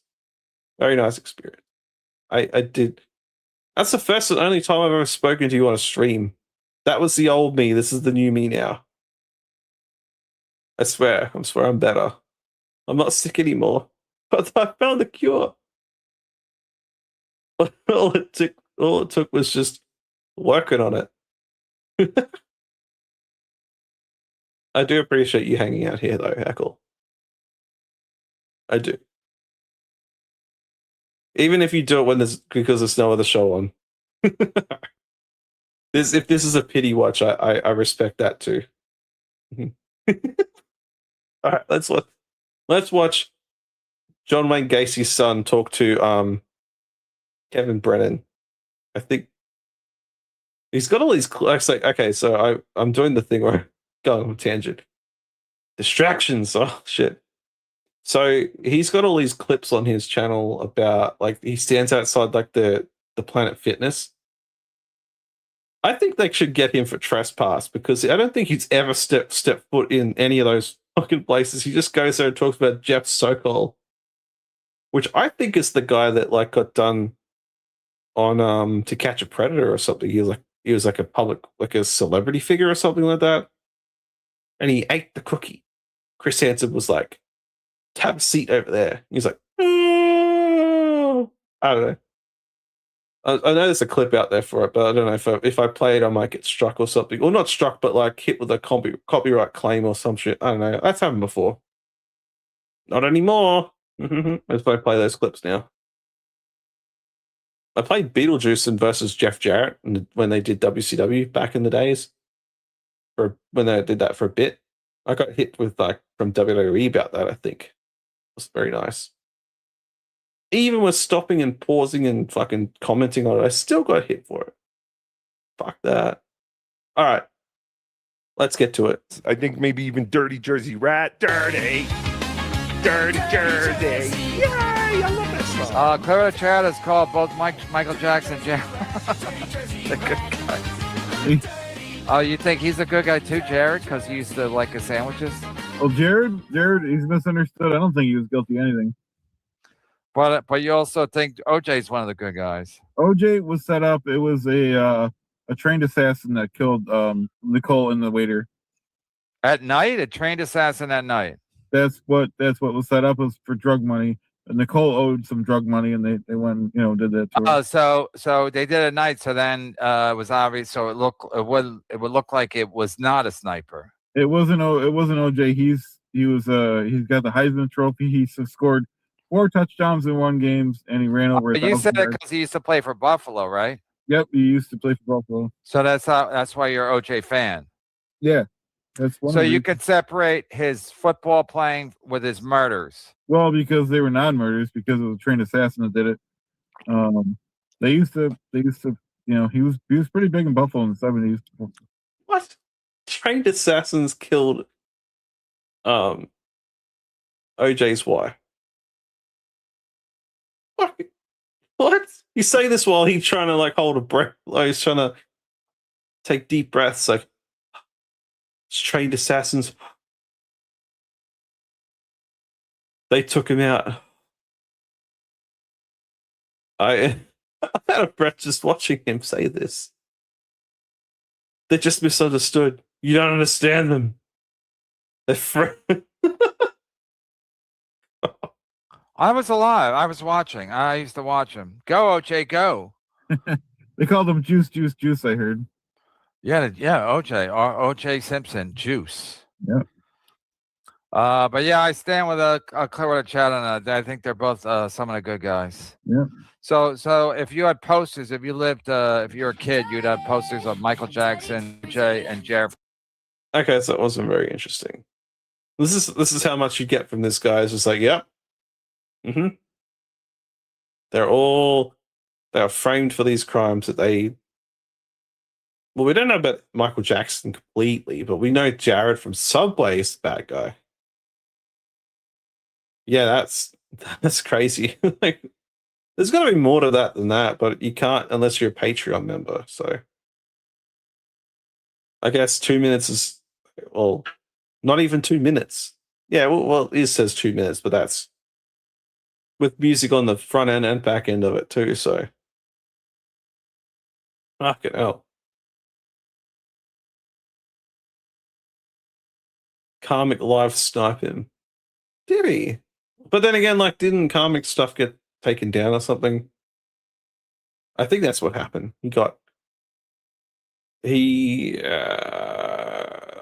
Misery Loves Clips posted something about an X about it today. I think I saw.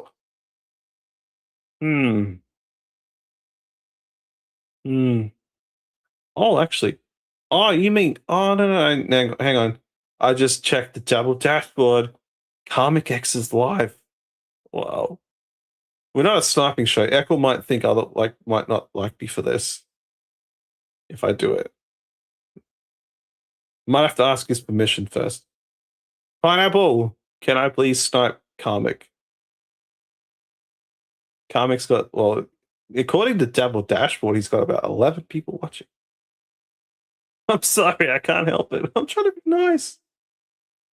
So the Pineapple can come on the show someday. We'll have a good old time. We can snipe people as he comes on. That'll be fun. Do we have to? Well, not have to, but do we want to? We could. I'll bring it up. Hold up.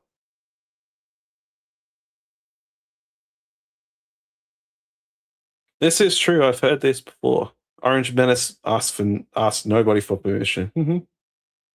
I have heard the rumors. Whatever you want your show. Yeah, exactly. Don't forget it, bitch. I'm sorry. You're a good egg. No weird stuff here. No weird stuff. Let's see what Karmic has to say today. Hold up. I'll bring it up. What is it? Here he is. They don't make this shit anymore. And I'm happy. I'm happy to be one of a dying breed. Yes, a dying breed. Maybe there is others like. Is his sunglasses on properly? They don't look like they're on properly. What the fuck? You see that? It looked like they're lopsided a little bit, like he's. Or. There can only be one, and you're looking at the motherfucker. Yes. Oh, I see it. I see it. He's got one he's got the headphone thing sitting on it that's keeping it up. I see, that makes sense though, yeah. I can teach you how to say mean things without the compulsion to say sorry. I mean, I could, but I could learn. I'm very teachable. I know how, oh yeah. Or whatever you call them. I just thought he was drunk and put him on that like that. Art that I can actually pursue a life. I can pursue it. I still have that. I still have the wherewithal to keep fucking going and doing what I aspired to do. And I became a sensation. And they all fucking know it. They know it when they see me. I'm a motherfucking sensation. I feel that way about myself. It's only normal if you guys had that same feeling about oneself as well. Then I may understand you. But I'm fucking phenomenal. And I am. I know I am. I know what I am and what I'm bringing to the world. A man who just doesn't give a fuck. Doesn't give a fuck. It's a beautiful concept. To not give a fuck anymore. Once you gave a fuck, that's when they seen you for who you are and fucked your life over. So don't give a fuck anymore, people. I gave nothing but fucks. Nothing but fucks. You heard it here, folks. He gives nothing but fucks. Did it get me? What did it get me? A good man being destroyed by fuckers who think easy prey. Then they walk down a little bit further down the road with me, and then they realize they fucked with something they shouldn't have fucked with. I have porcupine action. I may look cute and cuddly, but you latch down on it, and it's like, yeah. Quills in the yap. Quills in the yap. Oh, porcupine. And that happens. That happens. I get it a lot. They say, hey, this motherfucker doesn't deserve X, Y, and Z. Chromosomes. No, we got to remove it from him. We got to fuck with his world. We got to fuck with his optimism. We got to fuck with the way he does his thing. Mm-hmm. So, yeah, I'm over it. Now I don't give a fuck. And it's a beautiful thing. It's the last thing I can expect when the world of shit decides to push me aside. Oh, my God. That's like a whole lot of nothing. Oh.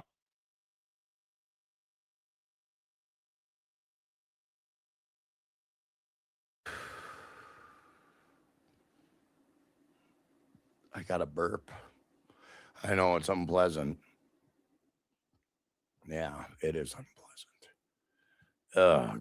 Crime in Italy. Look at how I carry myself.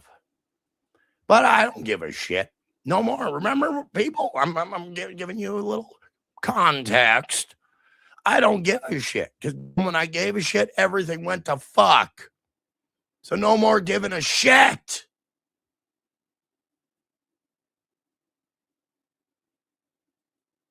Fuck yeah. Comic. And that's a beautiful thing. That's the lesson that I'm bringing you. Just realizing, hey, you leave yourself vulnerable when you give a fuck. Your eyes ain't on the prize once you give a fuck. Depends on where you're giving your fucks to. Well, who are you giving them to? That does. Depends on the perception you want to give to people about who you are. You're going to give a fuck. You're going to lay down the lines of insincerity. You're going to give a fuck. You're going to trade in a little bit of your free thinking. Free thinking? Just to keep things on board. You're going to do that. You're gonna realize this happy mindset that you developed by yourself. If you try to bring someone in that mindset, no, it ain't gonna flower, dare I say. How's that for a gardening term? It ain't gonna flourish, all that good shit. He's boring. It's the same stuff every day. Like the fuck. There's nothing different. I want to watch this though. Okay, so I saw this morning, but I didn't watch the whole thing. So apparently Steel Toe has now been demonetized on YouTube. I had some observations about this that I wanted to share while we watch. Let's watch.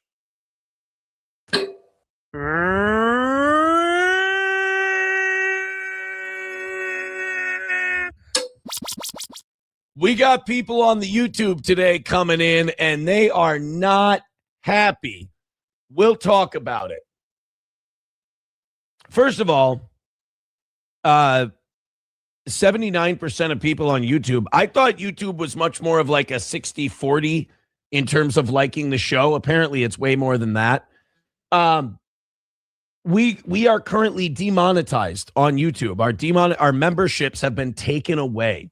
Let's talk about why some of you are coming to our YouTube channel today and seeing that there are no memberships. I got an email yesterday from YouTube that said we're demonetized for harassment. Now, let me get this part out of the way real quick.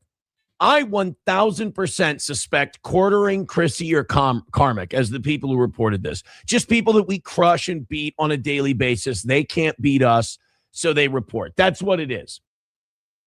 Okay, so observation number 1. I feel like Ulcomania. Sometimes I feel like I just gotta dabble.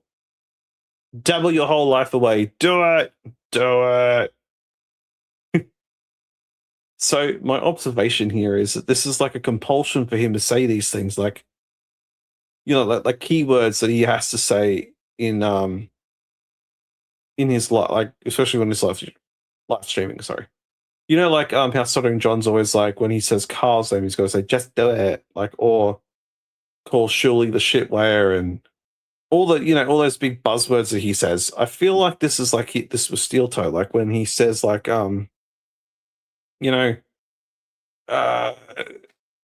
when we crush him, defeat him, and, you know, because we beat him, like, well, all this like puff your chest kind of words and stuff that he says like all the time. It's like a compulsion, like a tick or something. He just has to say it because he's trying to convince his audience of how fucking fantastic he thinks he is every day. Like, it's the coping mechanism, get it? Because he's Copezilla. So, but he does this every show though, like, because we crushed him. It's always everybody else's fault but his. So who'd he say? Like Quartering, Chrissy Mayer, and Karmic. Well, I don't think Karmic would for some reason. I don't think he would do it. I just don't think so. I think he enjoys calling like Steel Toe all those like fun, non-violent things all the time. Just hilarious. Because we know it's not like, it's all theater. It's like, to me, it's just theater. It's like he's not going to go down there and beat him up. YouTube terms of services. That's what happens when two people lock fists together and stuff. That's a terrible way to describe it. They lock heads, like two rams or something, or two bulls or whatever has horns. Yeah, it's a compulsion to say these things. I will give Carl and Patrick and all those guys a little credit today. At least they lose. They tuck their tail between their legs. They cancel their show. That's what. And that's the other one too. It's just like, oh, you know, they ran away. You won again. Well, there's been a couple of things that have happened since then. For one, Hunchy has hurt his back and he's been down and out. He did 2 shows last week, I think it was, and he was in a lot of pain for those shows. So I guess it's going to be a little while longer. Carl wanted to do the show, I guess, without him and Moody. So I wouldn't call it defeat. I think it's just them moving on, and they have to worry about other stuff. Like, you know, the train just keeps rolling. Like, yet this guy's still stuck there. He doesn't have anyone to critique him like that in that way once a week anymore. So he has to keep name dropping and like, oh, I beat them. Look at me. I'm the victorious one. I'm the winner. Everyone bow to me. Give me my roses and trophies and stuff. So he has to constantly remind us of that every single time he goes live. This is very like intriguing behavior. This is why he's kind of interesting like this, because it's repeated stuff that he said before over and over and over again. Like, who's he trying to convince? We know he's a loser. Big loser. He has a steel-toe boot in the background with the name Steel Toe, yet he's never done physical labor in his life. Look at him. He doesn't speak for the working man. He's a loser. Loser, boy. Yeah, he's going to tell you otherwise. What a failed media effort does. It cancels shows. You know, if a show doesn't get good ratings, they cancel it. They canceled their show after they realized they couldn't beat us. I respect that. Maybe I should go a little lighter on those guys. I don't know. Newsflash, they give fuck. They don't give a flying fuck. That's what happened. They will make more money than this guy ever will in a week, in a couple of days. Yeah, it's definitely a kink, a humiliation kink, I think. That's why he was, it's every day. It's like a ritual. That's the word I was thinking. Yes, it's like a ritual for him to say these things and to do these victory laps and, against his invisible enemies, ones that don't even exist. They honestly come together to clown on him every, was it Friday night or something? Yeah, they were doing This Little Piggy, which I'd watch later on Saturday. But whenever I've watched it, I've never heard them go, "Oh my God, this guy is crushing us. He's destroying us. What are we going to do? Oh my God, we're going to lose our houses for this guy."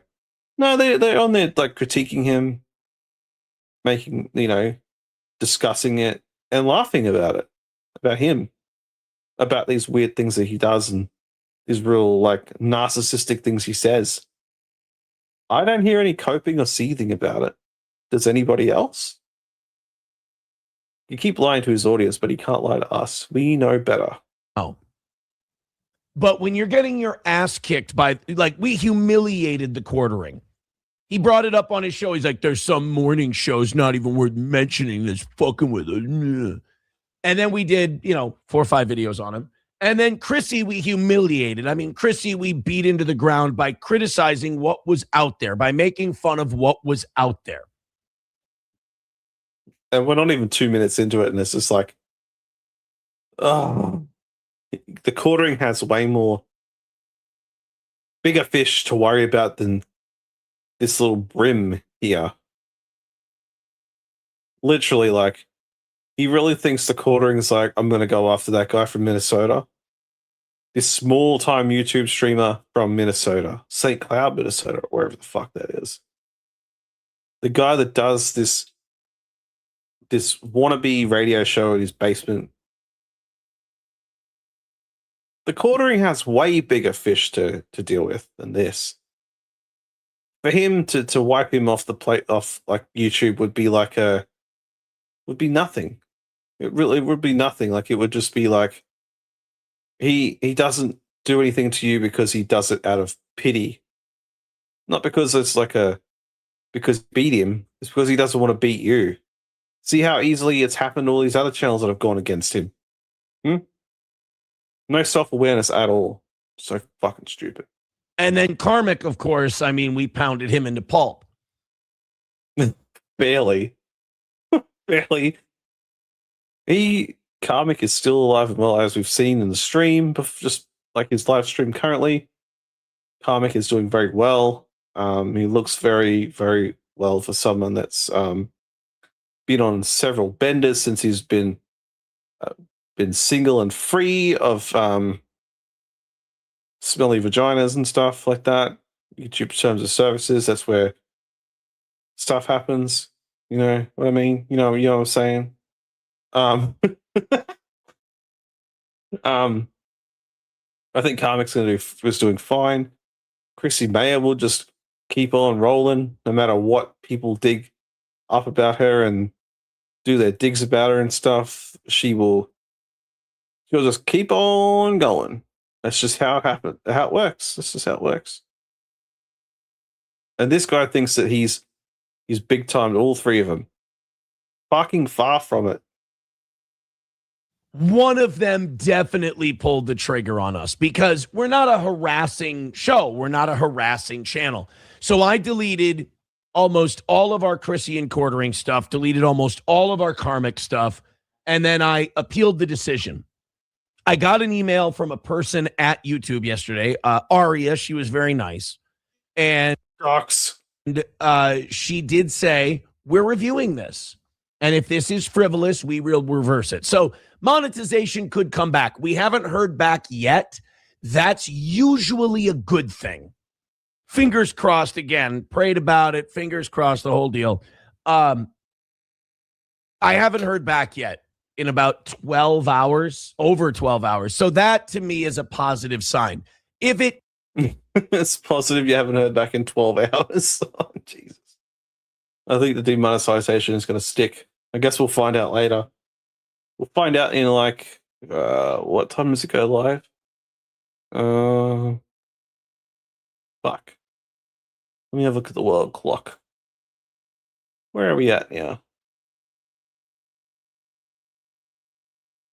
So I'm guessing in like 3 or 4 hours, guess. We'll find out in a few hours if he's still monetized or not. It's been over 12 hours now. Well, way beyond that. It's funny that he assumes that it was like those three, the quartering and I just know Steel Boots as a filthy swinger. Yeah, but he's left that life behind him. He's no longer a swinger. He is a good boy. He's a good Catholic boy. The Catholics have done no wrong. Jesus is the whatever it is for wherever, whoever. Yeah.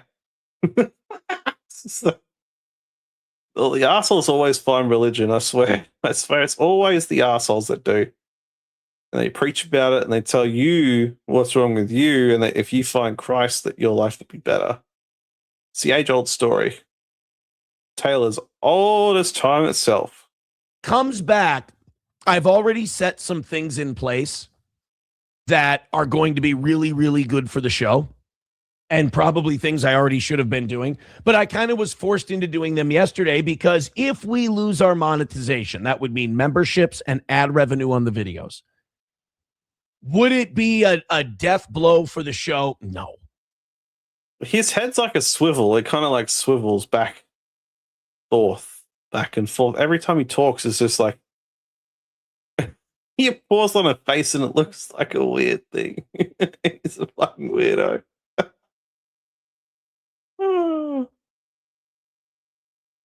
Oh, fuck. Wrong. I mean, the show can survive losing YouTube monetization. It will suck shit for a couple of months. Basically, the immediate change I make is I'll just take my pay as an owner, as a CEO. I'll take my pay that way. I'll just, we'll put the W-2s and the taxes on hold for a while, and I'll take my compensation in the form of just ownership, dividends, if you will. Long term, we'll bring a couple advertisers on. People will be donating through ways where we get 100% of the money or 80% of the money instead of 70% of the money. The other thing we can do is we will pump the shit out of Patreon and locals. Hopefully you guys who have YouTube not even all you guys, if 2/3 of you guys who have YouTube memberships, click that Patreon link in YouTube or join locals on Rumble. It's another scheme where he fleeces you of your money. That's all he wants. He doesn't care about you. He just cares about the money he can make off of you. You lose like the YouTube, like the revenue from there, and you go from like, well, what do we say now? Like Venmo, PayPal, Rumble Rants. What are the other ones? There are some other ones, I guess, that people can do to pay this moron to talk shit and jerk himself off every single time he does a stream, or like pat himself on the back like, I beat my enemies today. Aren't you proud of me, mommy? Look at what I did. Like, he must be like that kid that like never got told that he did a bad job. Every job you did's great, son, and then just keep keep making him feel like $1 million. Like, everybody else is your enemy, son. Don't worry about it. You will beat them. It's another win for the toe. And then, like, then his, like, parents are just, like, helicopter him out of there. Like,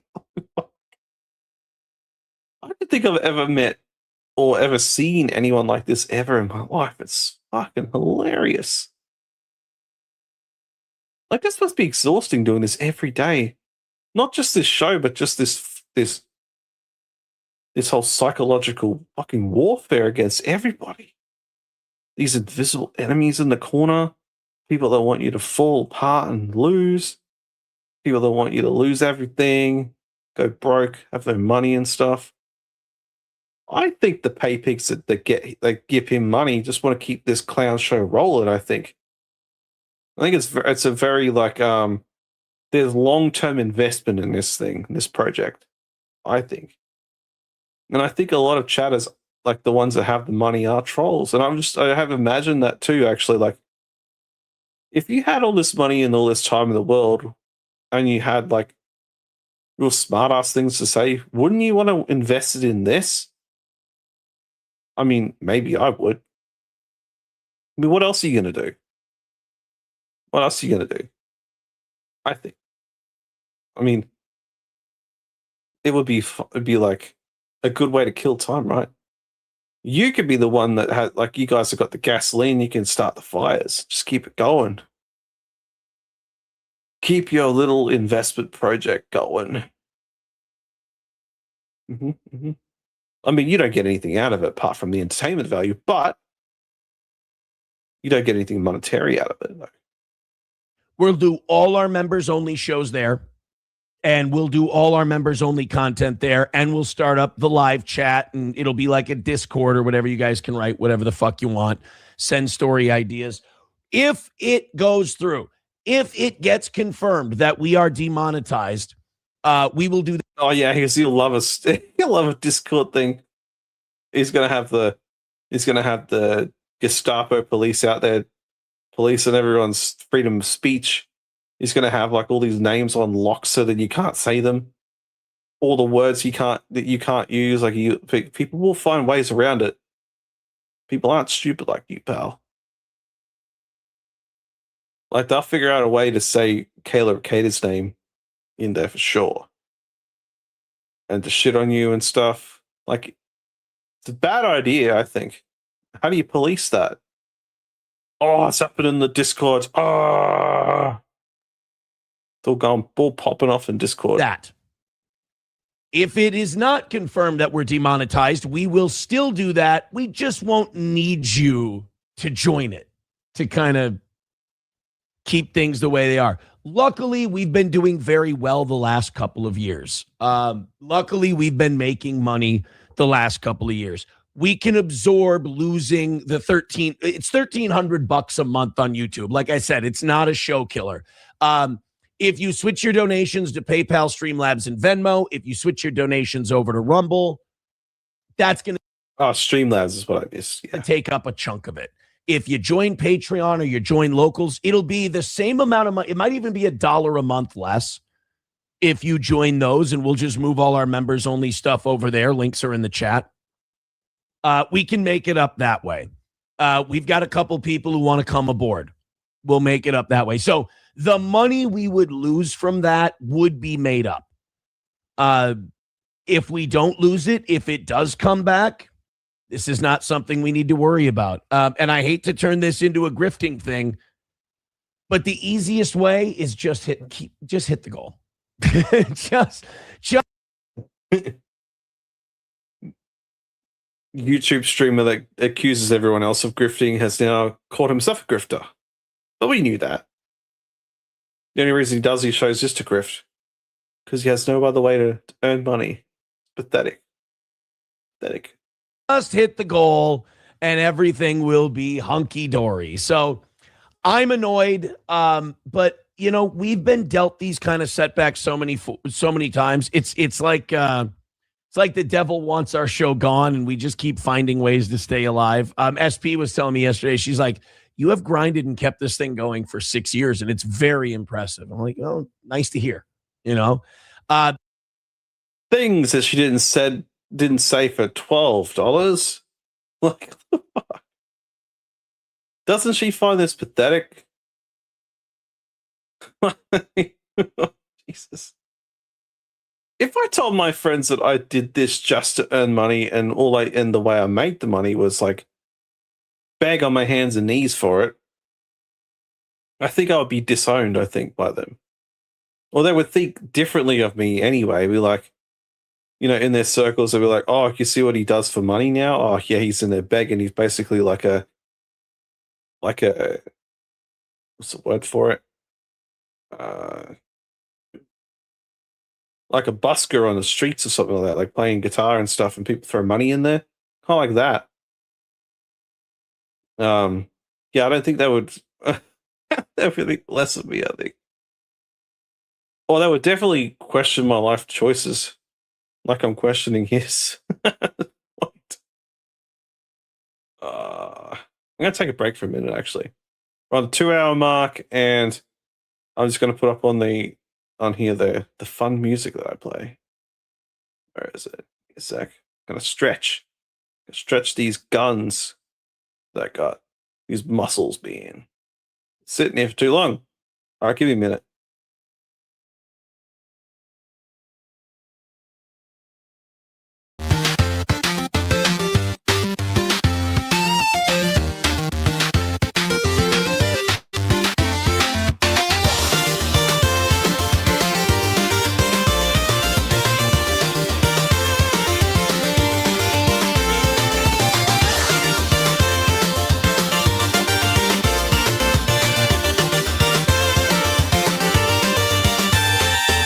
Time is of no consequence.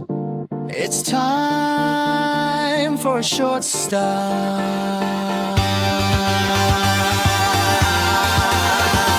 Break time. Break time. Time is for the clock watchers. It's time to get back into the slog.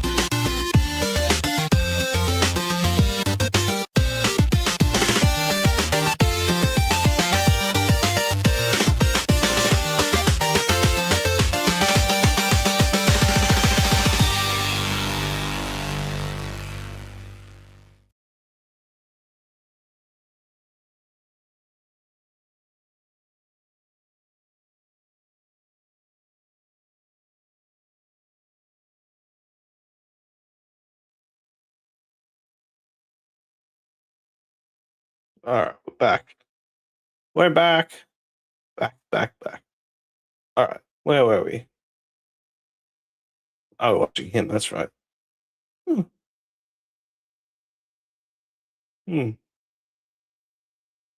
Hold up.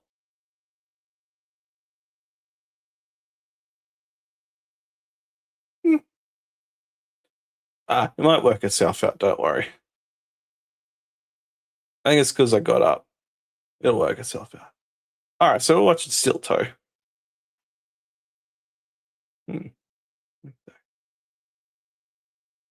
Oh, that's better. There we go. We fixed it. Yay. Logic capture. That's what I did. All right. Let's finish watching this clip.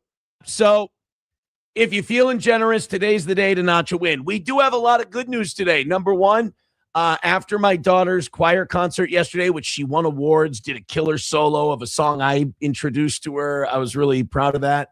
Why do we need to know any of this shit for? Fuck. Who cares? You're so worried about this human shield being like harassed and all this other shit that you bring her up on your show at any chance you get. I get it, you're a proud dad. But then you gotta throw in, oh, so that I introduced her to as well. Oh my god, dude. Who cares? Good for you. Does it feel good to pat yourself on the back in front of like 20 people every day? 50 or whatever the fuck? Like, it just makes no sense to me. At all. Fuck weirdos. How do you live your life? Like, how do you do this? She did so great. I got home and I was like, you know what? Let's cover this Thomas Massey, Ed Galbraith stuff. Let's do that. And we did. And I mean, so many people were chipping in. This has truly never happened before. We have not hit a single goal this week. And check this out. We are currently perfect for the week. What? Oh, shit. I lost my hat. Hang on. I'll go get it back. Oh, fuck. Oh, shit. Now you get to see my bald head. Oh, fuck. Hold up.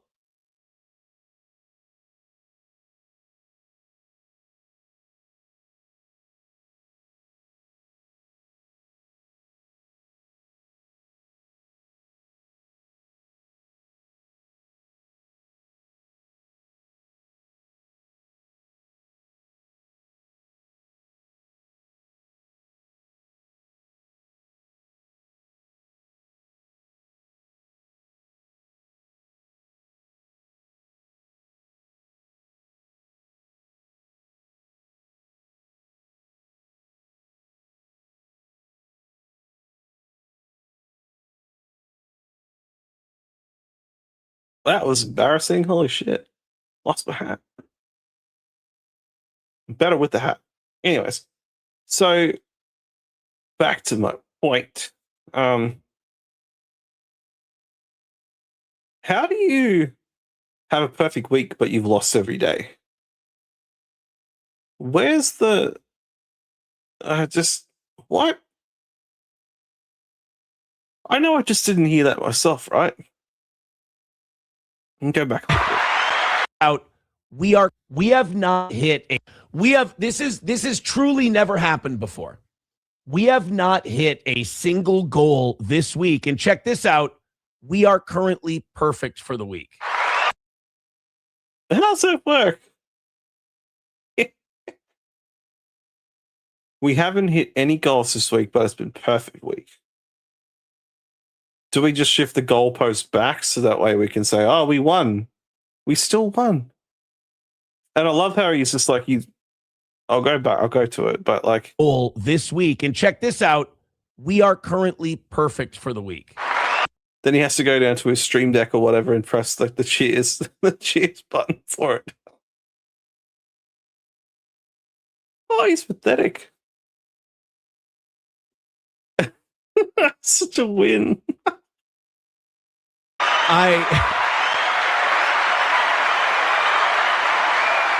We have a bank of about $5. We are $5 heavy for the week. So thank you guys for your contributions. But let's keep that up, because if we do lose this YouTube monetization, I'm not going to lie to you, there is zero room for error.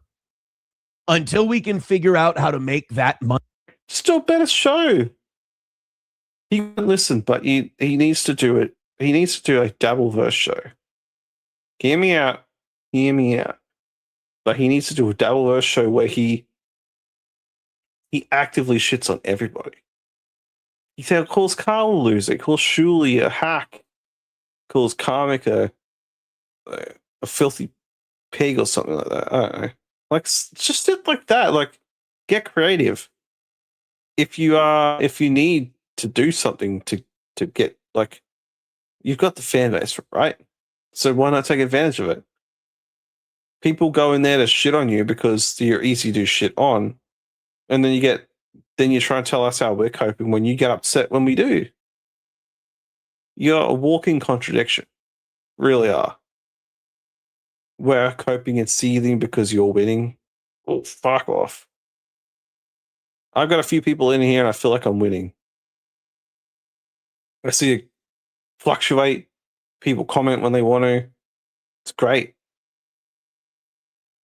To me, that's a win for me, I think. Just the fact that people are watching now. You know, not many, but that's fine. I'm a very niche product. Nobody ever said it was going to be easy to do this like this, but I think I'm finding my way. But you know,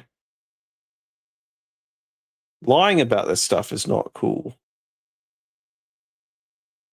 Like, it's not. Money back. There is zero. I mean, basically, this wiped out our profits. I'm not going to give the guys a pay cut. I'm not going to ask the guys to not get paid. Of course, he's thinking about it, though. He looked down. He was just like, but maybe I might have to. I mean, if you cut back on the dead weight of Johnny Rubberlegs and Aussie Boy, they don't really contribute anything to this. Cut the dead weight. Cut all the dead weight and do it yourself. You don't need co-hosts for this shit. You do well talking shit on your own. You don't need anyone holding you back. Like, seriously, though, like, you think these people improve your show? I think they drag it down. I think the only person that you had on there that was good was April, but went fuck that up because you're a fucking loser. You know, more power to her. She's probably got a happier life now, away from this old jizz lips boy, jizzy lips boy. They will always take care of our guys, but the monetization thing does suck, and it will take a period of adjustment. Hell, it could even be the boss takes a pay cut. What are you gonna do, right? Luckily, like I said, we've had a good couple of years. You know, looking out the window to see if the answers appear to him or whatever. It has to be a window or something. Unless it's like a whiteboard that says, that's got the script on there, like, don't forget to mention it this way and that way. Like a laundry list of ideas and like copes and stuff he's got to talk about. And if a pay cut needs to happen, a pay cut needs to happen. But here's the deal. Please. You won't be able to gloat and go golfing anymore on the backs of the real people that work jobs to earn money, so they pay for your dumbass every single show. Night and day. You know? You're literally fleecing people of their money. They say you and fools part ways, I guess, with their money. Isn't that what the saying is? That's him. He's very good at that. He's very good at fucking with people's wallets. And making people feel like complete shit for doing it too. Like, for not doing it, I mean, sorry. There we go. Okay, let's keep watching. And thank you. You guys are the best audience out there. I appreciate you. Hit the like button, hit share, pray for us that this thing gets overturned, and hit the goal. Hit the goal. That's all I can say. And the only thing that really sucks about it, like I said, if we lose the monetization, there's avenues we can go. One thing you'll learn in life, money comes, money goes. It's always there and it's always gone. But one thing that sucks about it is they probably will withhold last month's payout and this month's payout, which sucks because we had about $4,000 in there. I did email them when I talked to them yesterday. I said, look, no matter what you guys decide, even if you decide to take away our monetization, which whatever, we'll adjust. Could you at least give us that? Like that goes to the guys and that, we got people and I'd really like it. Again, not a show killer, doesn't end us, doesn't destroy us. But, we earned that and we were monetized when we got that. A lot of times when YouTube demonetizes you, they don't pay you. And I just want them to pay us out. I mean, like I said, I'd like them to reverse it and give us back our monetization, but ultimately just pay us what you owe. And I would appreciate it. $5 from Main Vein this morning. Thank you very much. Charger, Main Vein says, I'm here for... You too, Mint Diggity. Have a good day, sir. We do love your presence here. We speak thy name, Mint Diggity. Ka-cha! Aaron taught me that things don't matter and you can just say whatever. Yeah, that's true. And the facts are the facts that day. Tomorrow they are lies and cope and seething. And we can't accept the fact that we have lost, that he is the winner. That we suck. It's true. He says it. He says that we are losers. He is the biggest winner here. And what are we going to do about it? Nothing. Absolutely nothing. Let's see. It's not long to go. We'll just watch the rest News of it. and racism. All right, that's great. Charger with $10. Thank you, pal. He says, here's for another great show. Thanks. That means a lot. Honestly, the nice stuff today, the generosity today, it means an awful lot. We can talk shit and we can bust each other's balls, but the nice stuff really helps today. I'm actually utterly shocked at how calm I am in these situations now. I remember when we lost Twitch and I was apoplectic. I was losing my shit. And when this happened yesterday, I don't know if I've just become so battle hardened, but I saw it yesterday. I looked at the email. I went, no fucking way. And I went, all right, well, we got to bring on 2-3 more advertisers. We'll make a little more because YouTube took the biggest chunk of our money. So if we keep hitting goals, we'll be fine there. Locals and Patreon will just promote that. We'll move our members only stuff over to there. And I just all of a sudden got brainstorming. And I was talking to SB today. She goes, well, this is good. This is what you should do. And I'm like, yeah, if the demonetization thing holds up, we've got a plan in place. And that's the growth that I've noticed over the last 6 years. I don't go like, motherfucker, what are we going to do? I just go, all right, this is another thing. Let's figure this shit out. So I think it's another one of those best of both worlds things. If you hate our show, this puts us one step closer to the funeral parlor. So that's good, right? If you love our show, this won't kill us. We'll just, like we always do, we'll adjust, we'll adapt. It does beg the question, though, and I'll ask this to you guys and see what you think. Does this mean like should we, if we're not making any money on YouTube, should we maybe just do the first hour or so on YouTube and then move over to Rumble on its own? The monetization is killing him. We are seeing a dead man live his last few, and this might be the end of Steel Toe as we know it. But I doubt it. This dude is like a cockroach. Even if there was a nuclear blast and stuff and it just destroyed everything, this guy's house would still be there and he'd still be doing this, asking everybody for money. I could see it happening. For sure.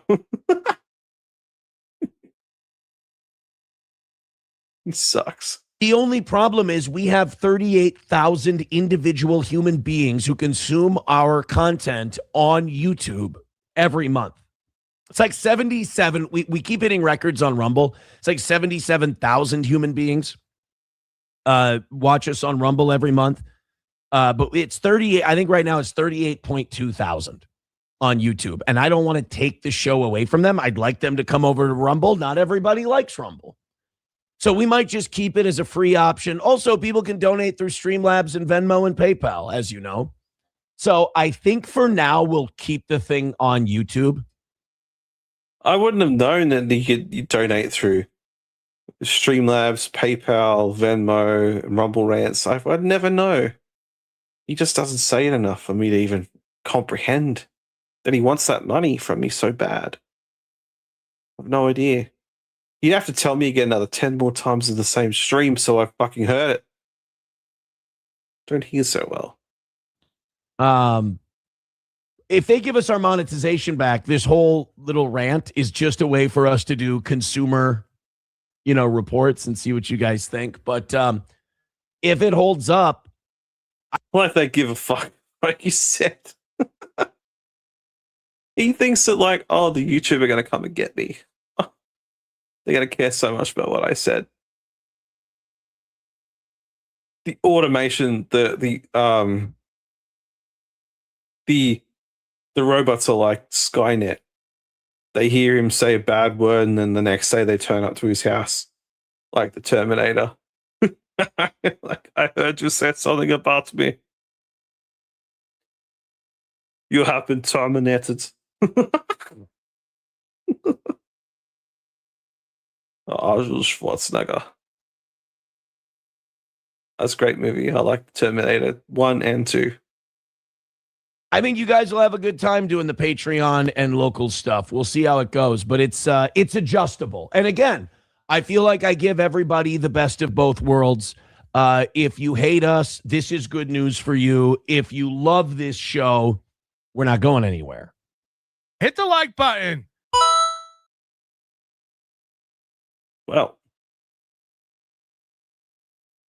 he's still got that 30 years Stoney's bar thingy up on here. Just very him. What do we got next? The BYB stuff. That's right. I think. So, I mean, if anyone's watched BYB in the last few hours, only a few hours ago for me, but yeah. So this is from a couple of days ago. So not today, but couple of days ago. So they technically they just repeated what they did then today as well. Like, it's just we're just running in circles, guys. Like, really. But it is an interesting conversation. To be honest, most Arnold Schwarzenegger movies are good. Yeah, I mean, what bad ones are there that he's done? Like, one of my favorite ones that he did was Last Action Hero. That movie will have a special place in my heart because of just how weird it was. It's so cool though. True Lies, Eraser, Conan the Barbarian. What? Yeah. I loved Eraser. It's such I guess far-fetched, but it's very it's a very good, and True Lies, I guess it stacks up well with Terminator 2. But then he did weird comedies though. Then he did Twins with Danny DeVito. What else did he do that's comedy? Oh, Kindergarten Cop did that too. Oh yes, the classic. The OG Total Recall. That's a fun movie. What other ones is there?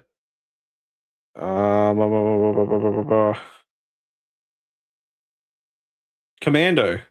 Oh yes, Commando. It's that is the epitome of action movies. Commando. My friend is dead tired. No, oh no. What was the thing he said on the plane when he I don't know if he killed the guy or whatever. Don't worry about my friend. Don't disturb my friend. He's dead tired or something like that. Or dead asleep.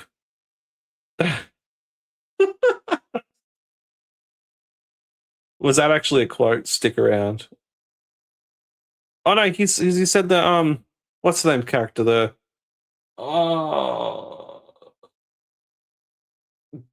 David James Kelly character. Oh, he throws a knife and that dude says, stick around. Yeah. Oh, yeah, it's oh, he goes to Commando or whatever. John Matrix. What a fucking masculine name, John Matrix. What does he say? You know when I told you I was going to kill you last? And he's like, yeah, yeah. Well, I lied, and he just drops him off the cliff.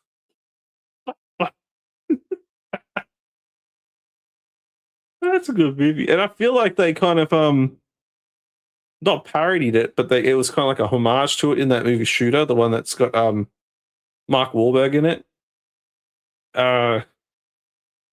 When he lives like on the mountainside, I guess that's like a cliche thing for characters to live in the mountains and stuff and be with the wilderness, and then they get dropped back into like the real world again. They're up in here like an Alabama tick. Jesse Ventura movie. Oh yeah, Jesse Ventura in movies. Holy fuck. Was he? What was he in? Was he in Demolition Man as well as one of the crims that got let out of the cryo prison or whatever? I swear he was. He's been in a few other things too, Jesse Ventura. Oh yes, Running Man was good. I watched that like a few months ago. A good movie. It wasn't nearly as cheesy as I thought it would be, actually. I haven't watched the new one yet, the one with Glenn Powell in it. But yeah, they don't make movies like they used to. No way. They just don't have. They're too overdone now. Back then, like even like old Australian movies, like old action movies that we did over here, we don't even make them anymore. Like we literally don't have an action movie industry at all. They call it Ozploitation. There's a fair few movies that I've caught that were fun that they just fucking wreck shit. They didn't have any like health and safety stuff. They kind of just did it like off the cuff, like Mad Max and all those ones. They shot most of that in different like deserty kind of places in Australia. They didn't give a fuck. They obviously just block off everywhere they want to film, but like it's not like it is now where everything you need a safety tag on it and stuff. It's yeah, Mid Diggity is right. Like I mean, they don't make them like they used to. It's all too much for them now.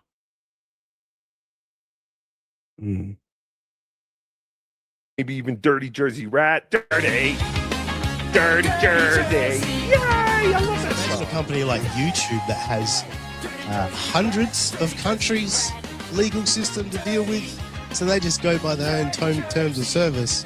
And yeah, you can exploit that and fuck with somebody, unfortunately. But that's life. But their terms of service life sucks. No, but I understand that. But you can fight back. You're allowed to fight back, and you should fight back, right? Yeah. And YouTube's terms of service is applied because there is no case law. There's nothing around this to give you YouTube guidance in how to handle it. That's how they develop their system of, you strike, you appeal, then the guy has 10 days to file, right? Like that's how that developed because there wasn't these cases. Okay, well, back to that. So Shuley did that to Menser Math, who lost his channel now because he kept striking him frivolously because absolutely Menser Math did transform that content. So Shuley fairly much lied to get Menser Math taken down. Like, what say you about that, Shmuel? Before Shmuel says his thing, it's not just movies. Comedy and music are good examples of not being like they used to. Unlistenable. You're right. Yeah. Everything is overproduced, overdone. I mean, I get there's more tools in the toolkit now that you can use. Yeah. Yeah, I saw you in the chat there, Reverend Rage, today. You mostly ignore me when I comment, but that's all right. I feel like when you see me, like, oh fuck, not this guy again.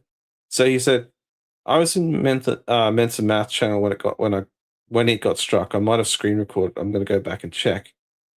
Yeah, see, my problem with this whole thing is, and I guess the thing with like Ava about it too, like, I just want to see the clips that got struck. You know what I mean? Like, I just think it's, you know, we can only really do so much by seeing the screenshots of the emails and like the timestamps and all this kind of shit. Like, but seeing the actual clips in question are what I'm curious about. Like, obviously, Letitia aside, I mean, I Brian Landon was commenting on it the other he was doing like commentary on it yesterday when I was watching it. It was terrible. Not Brian, but the comedy special itself. What the fuck's then? You paid someone for 40 minutes for this? I feel ripped off, honestly. DDU, I'm at work all day. I just got off, so I'm not trying to ignore you. I just really can't see all the chat. Oh no, that's all good. I was just joking. I figured, like, we don't really know what people are doing, apart from Eccles, who said he was working. So I believe that. Yeah, he's starting to like. I'm starting to catch on to Brian Landon. It's some people take time. I think when you linger longer, that people kind of find you anyway. Like what they say in Jurassic Park, life finds a way. And I guess that makes a lot of sense with makes sense with here too. Yeah, same. It does to me. His talent does stand out. But he needs either better RAM for his computer or better graphics card or something, because that's just it's glitching the fuck out last night. I'm like, I can't watch this. I can't watch this whole thing with him fucking around. And then he started watching the Kim Nicholson stuff too. Like, who's next to start a channel that's in with us? I mean, Looney Tunes had one, but he did 2 videos. Kim Nicholson's got one. Rochi's and then who's next in the guillotine? Who is next? So glad it's not me. I've been around since September, so can't be me. Who will be next? I wonder. Does Brian ever go live? You know, he does. It wouldn't surprise me if he goes live at some point while I'm on, but we'll see. Yeah, I think we'll watch this video. We'll see how I go after this.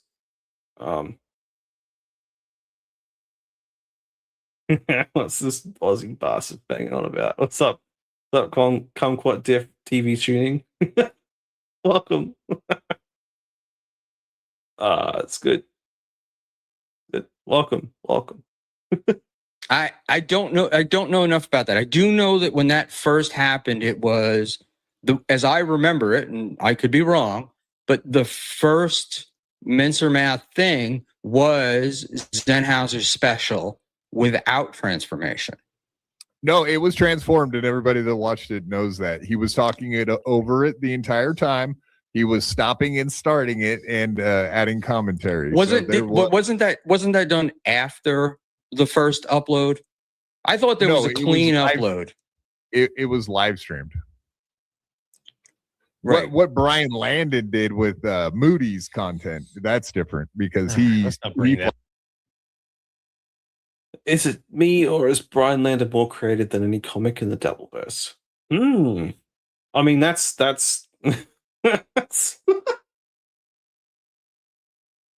I think I think you're one of the best at this. Oh, you're a funny one. That's why I like you, Diddy. Shit. I live in the same area as Brian. He's gonna try and get some of the comedians to come out to Portland.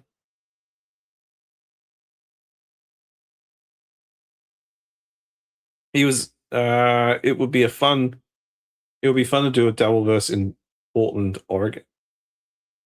Portland. You're speaking of Portland.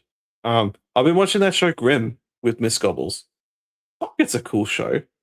Such a cool show. Like I really enjoy it. I'm sucked into it. I watch it when she watches it because I don't want to watch it myself because I feel bad.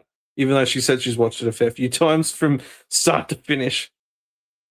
But I wonder, it has to be Portland, Oregon for sure. There's no other Portland over there, is there?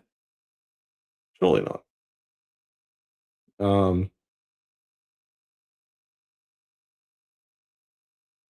But yeah, I would be interested, Rev Rage, if about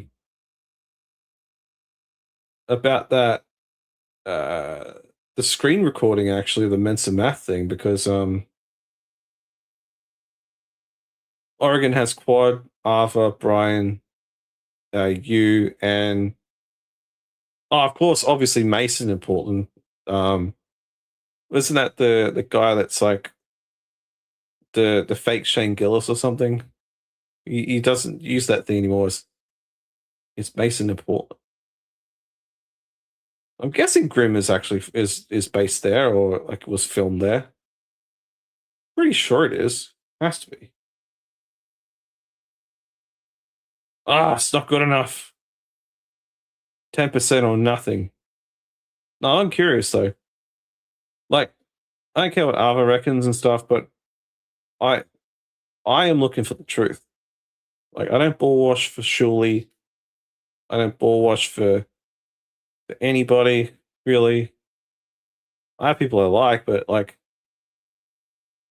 I just want, to me it's the truth is all that matters here.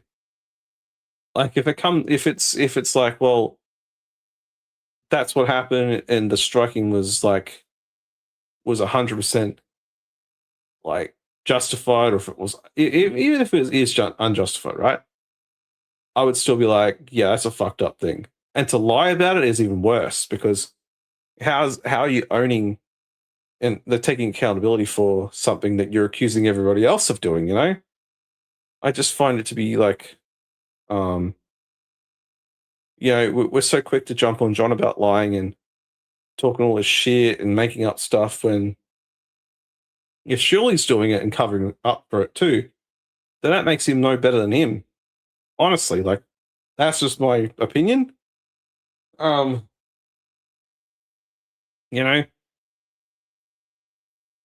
how can you tell your fans that like this other guy's a liar when you're doing the same thing? I don't think Shirley has an answer for that one. He doesn't. See, I can be neutral. I can think both people are lying. Hold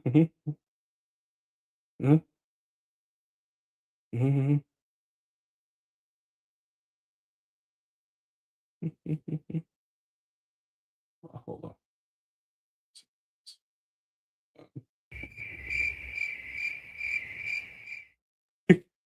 I don't know if you hear the Stream Deck sound effects. Flat out downloaded it and uploaded it. What's that, JMO? So let's not get into that one again. No, I'm saying, but like it's an example of diggity. Come on. But yeah, absolutely. Absolutely. It was everybody that saw the Mensa Math thing. Absolutely saw that it was transformed. Many people watched it. Okay. Stream Deck. Did you hear it? Did you hear the crickets? I often wonder if people can hear it because I'm running the sound through voice mod. I think the Stream Deck's running through that, and I've got the microphone running through that. So very handy. Hang on. So TSN, I guess you mean they have the right to strike Mensa. The rules are on their side for the copyright, the same to John and TSN. Shula can also file a lawsuit against John, but will most likely get dismissed. I mean, I think I've said it to you before, Rev Rage, but I guess we'll see. I'm curious, like, about the outcome to both. I'm guessing that the John suit's going to get fixed up a lot more quickly. We'll find an outcome soon, I guess, probably the next couple of months.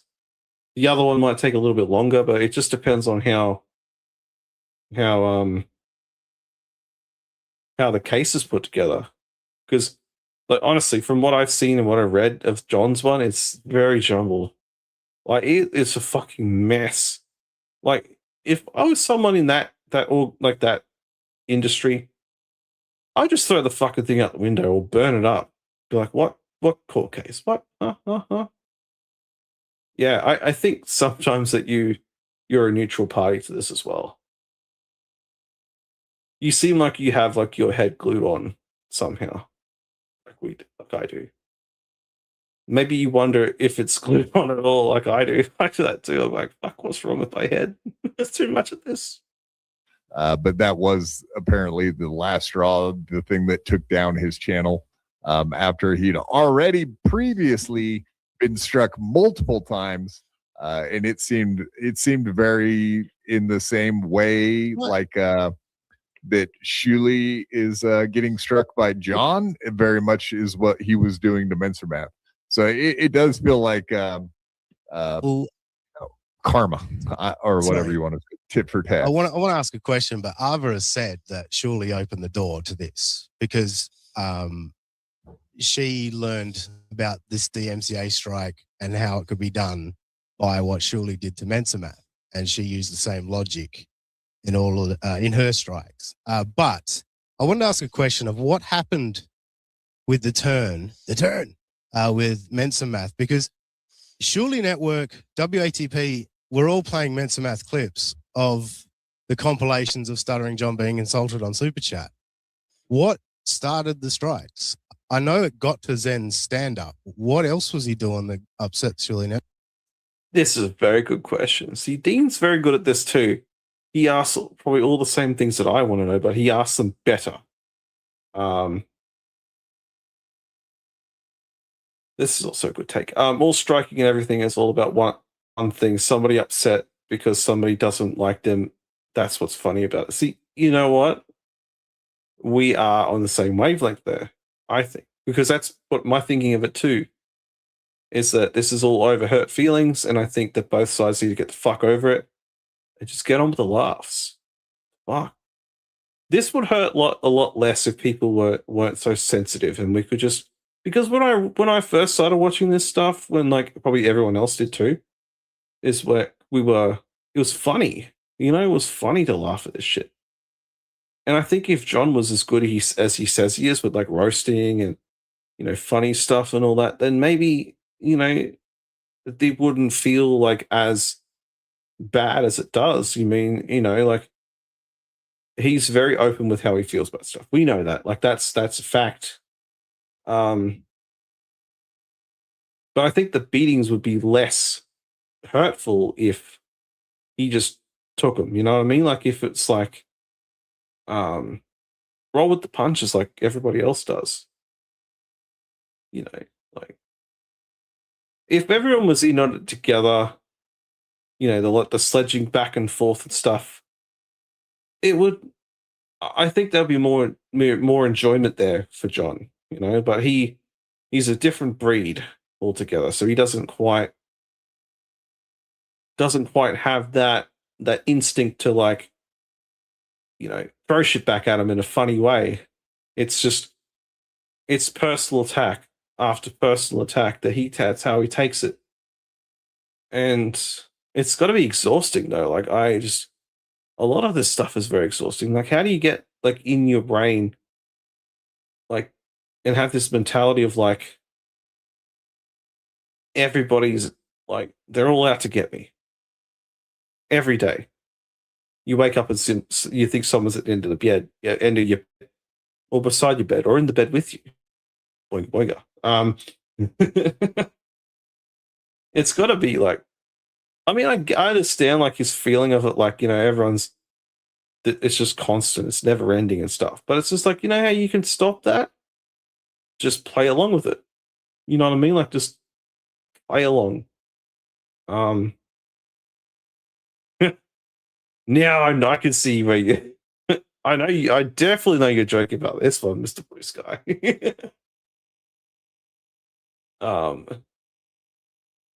I think Rocco and them keep it at comedy level, but surely bordered on harassment. Just my opinion. Selling tickets to his private phone call with Kate is wild to me. Yeah, I mean, so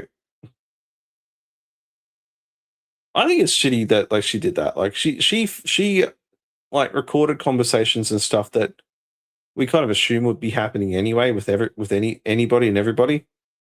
But like but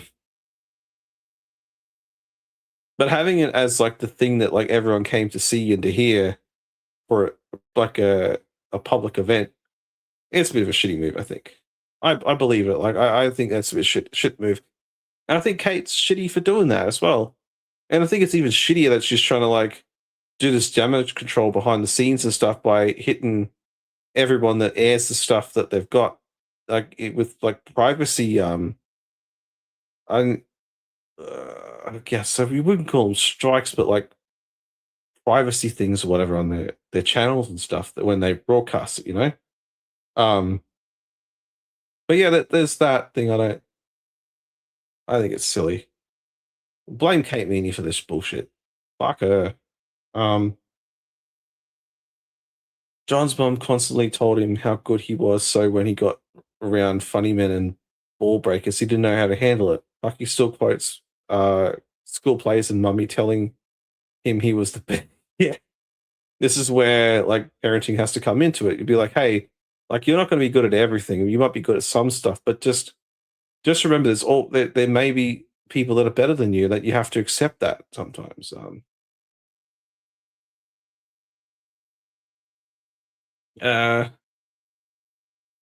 That's invasive enough, but to profit off that shitty thing wild. Yeah, I mean, yeah, you definitely would have bad intentions. Like if someone gave them to me, I'd be like, yeah, I'm definitely not gonna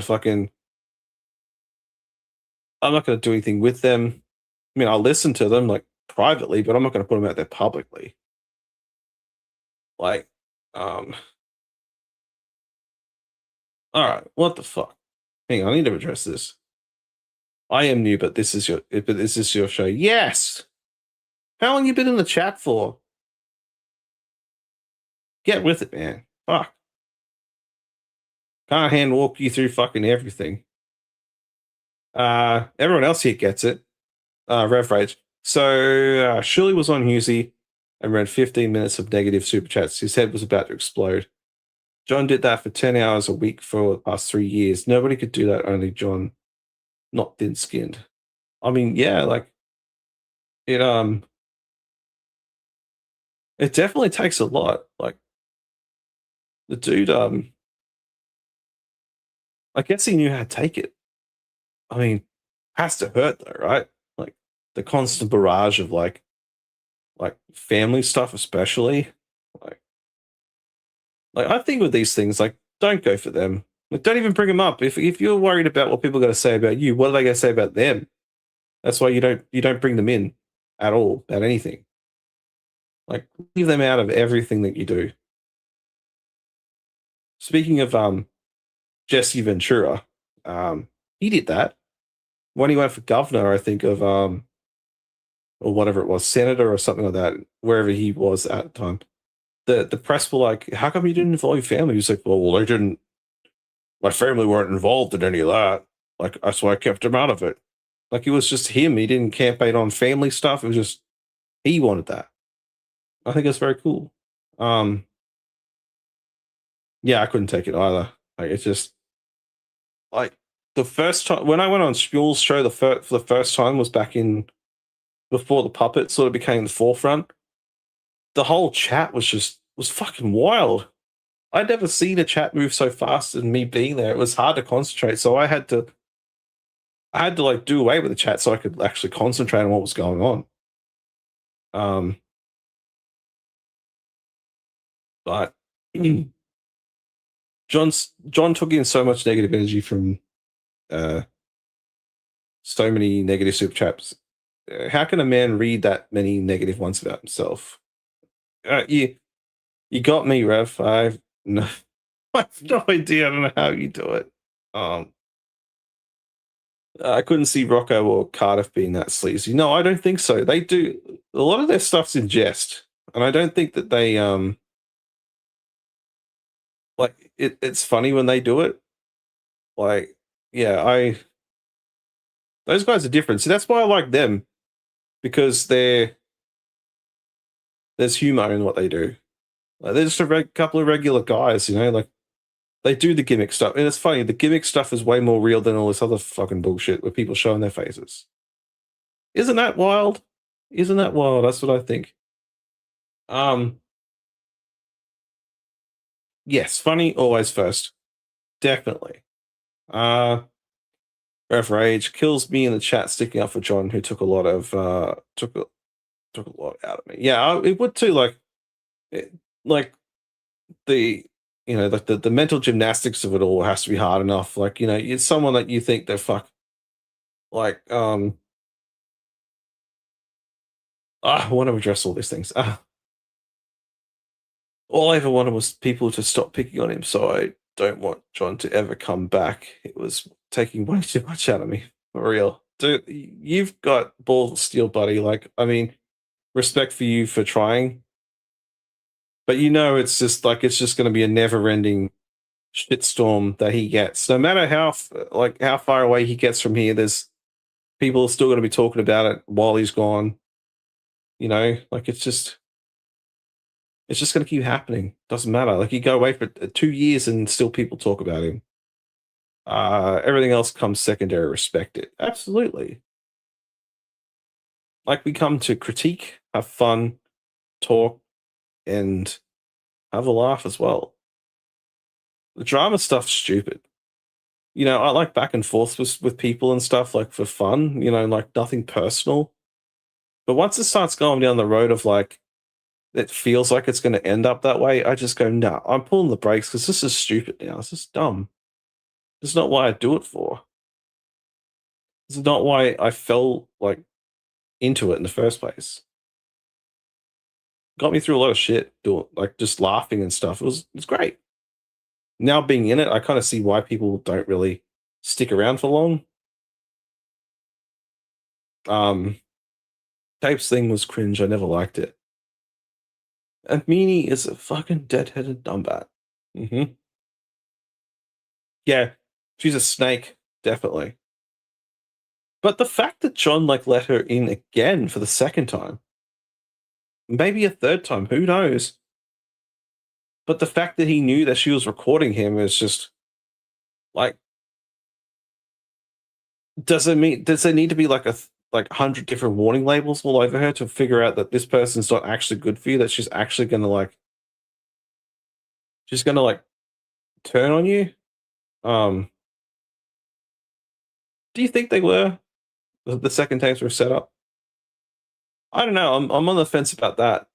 He seems to be convinced that it was orchestrated for that to happen, but who reached out to who? Like, with regards to Meanie and John, did she reach out to him, or did he reach out to her? I think they needed more money to get involved, to get their lawyers involved. I think the second tape was set up. Okay. It is an interesting, I guess, angle, but how will we ever know, though? Oh, we might find out in Discovery if that's what happens. Discovery, is the best part about these whole things, okay, so I made a prediction that it was going to be $100,000 rewarded to John. We're about to find out within the next 60 days. Oh, Jesus. I mean, what lessons do we learn from all this shit? Like, what's to be learned here? I think it will be the next question. I missed this one. I think Shirley is perfect, extremely tall. Now I know you're joking.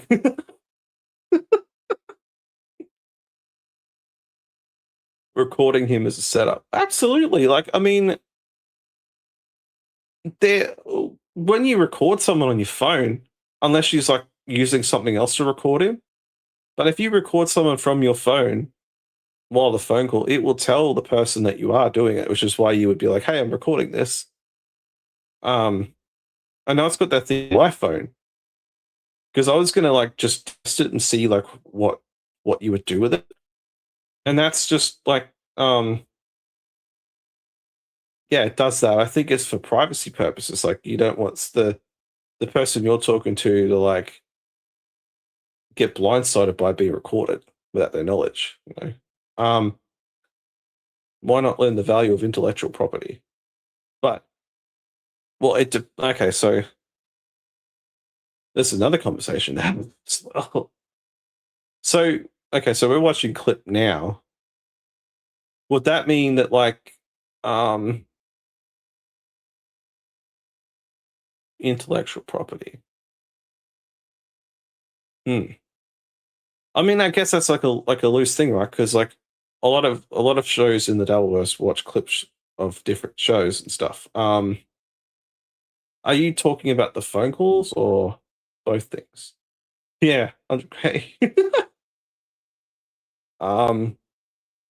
Your voice, your art, your voice, your words, art. There's no difference between talking and singing. It's really the same thing. In intellectual property, you own your voice. Okay, I mean, I get that part of it. Yeah, sure. But because they're watching like things in clip packages and stuff from his shows, does that not make it transformative, or what like? Because this, I mean, this is the never-ending subject of like all this. It's a big subject.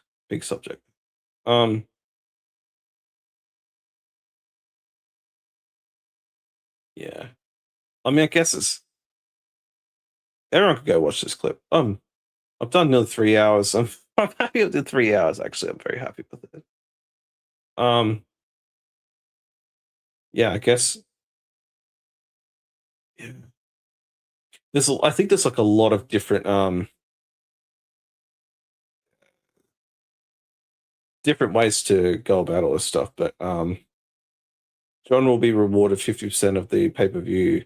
From my calculations, it'll be about 100,000. But what if they go, "Oh, well, we're not paying you," because he's threatened to do the same thing though. That if they win, that he won't pay them anything. He won't pay them a cent. So I mean, it's yeah. I don't know. The thing is, like, we can talk about it, but it's up to the courts to decide like what the outcome is and all that. So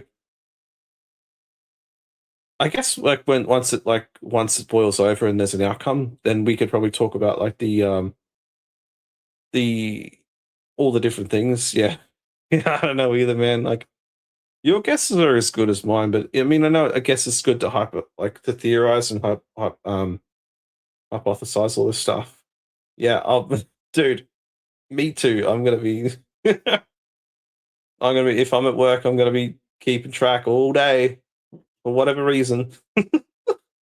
Anyways, I'm tapping out. It's nearly 3 hours. I've had a lot of fun here today.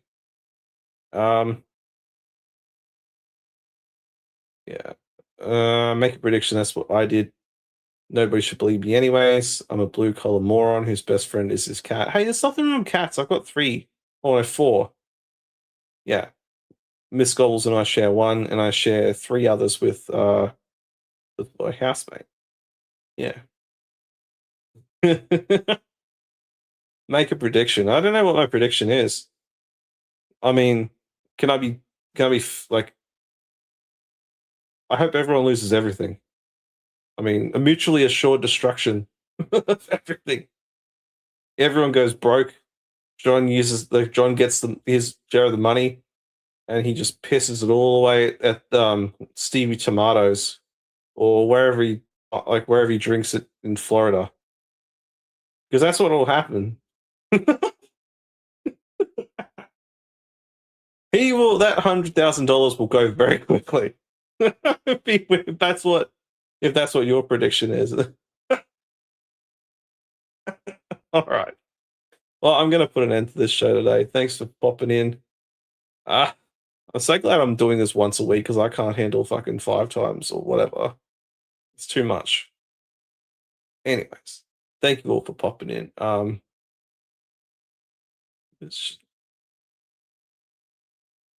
Everybody gets to be the butler.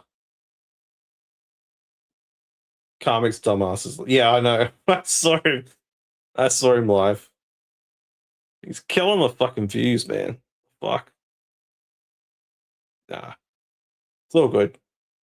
I am niche. We'll get there. We'll get there, Minty. Is it on Rumble, is it? I thought it was on YouTube. Oh. Anyways. Thank you for all tuning in. I appreciate you all very much. I say ciao to everybody. I'll see you when I see you. Bye-bye. Woo!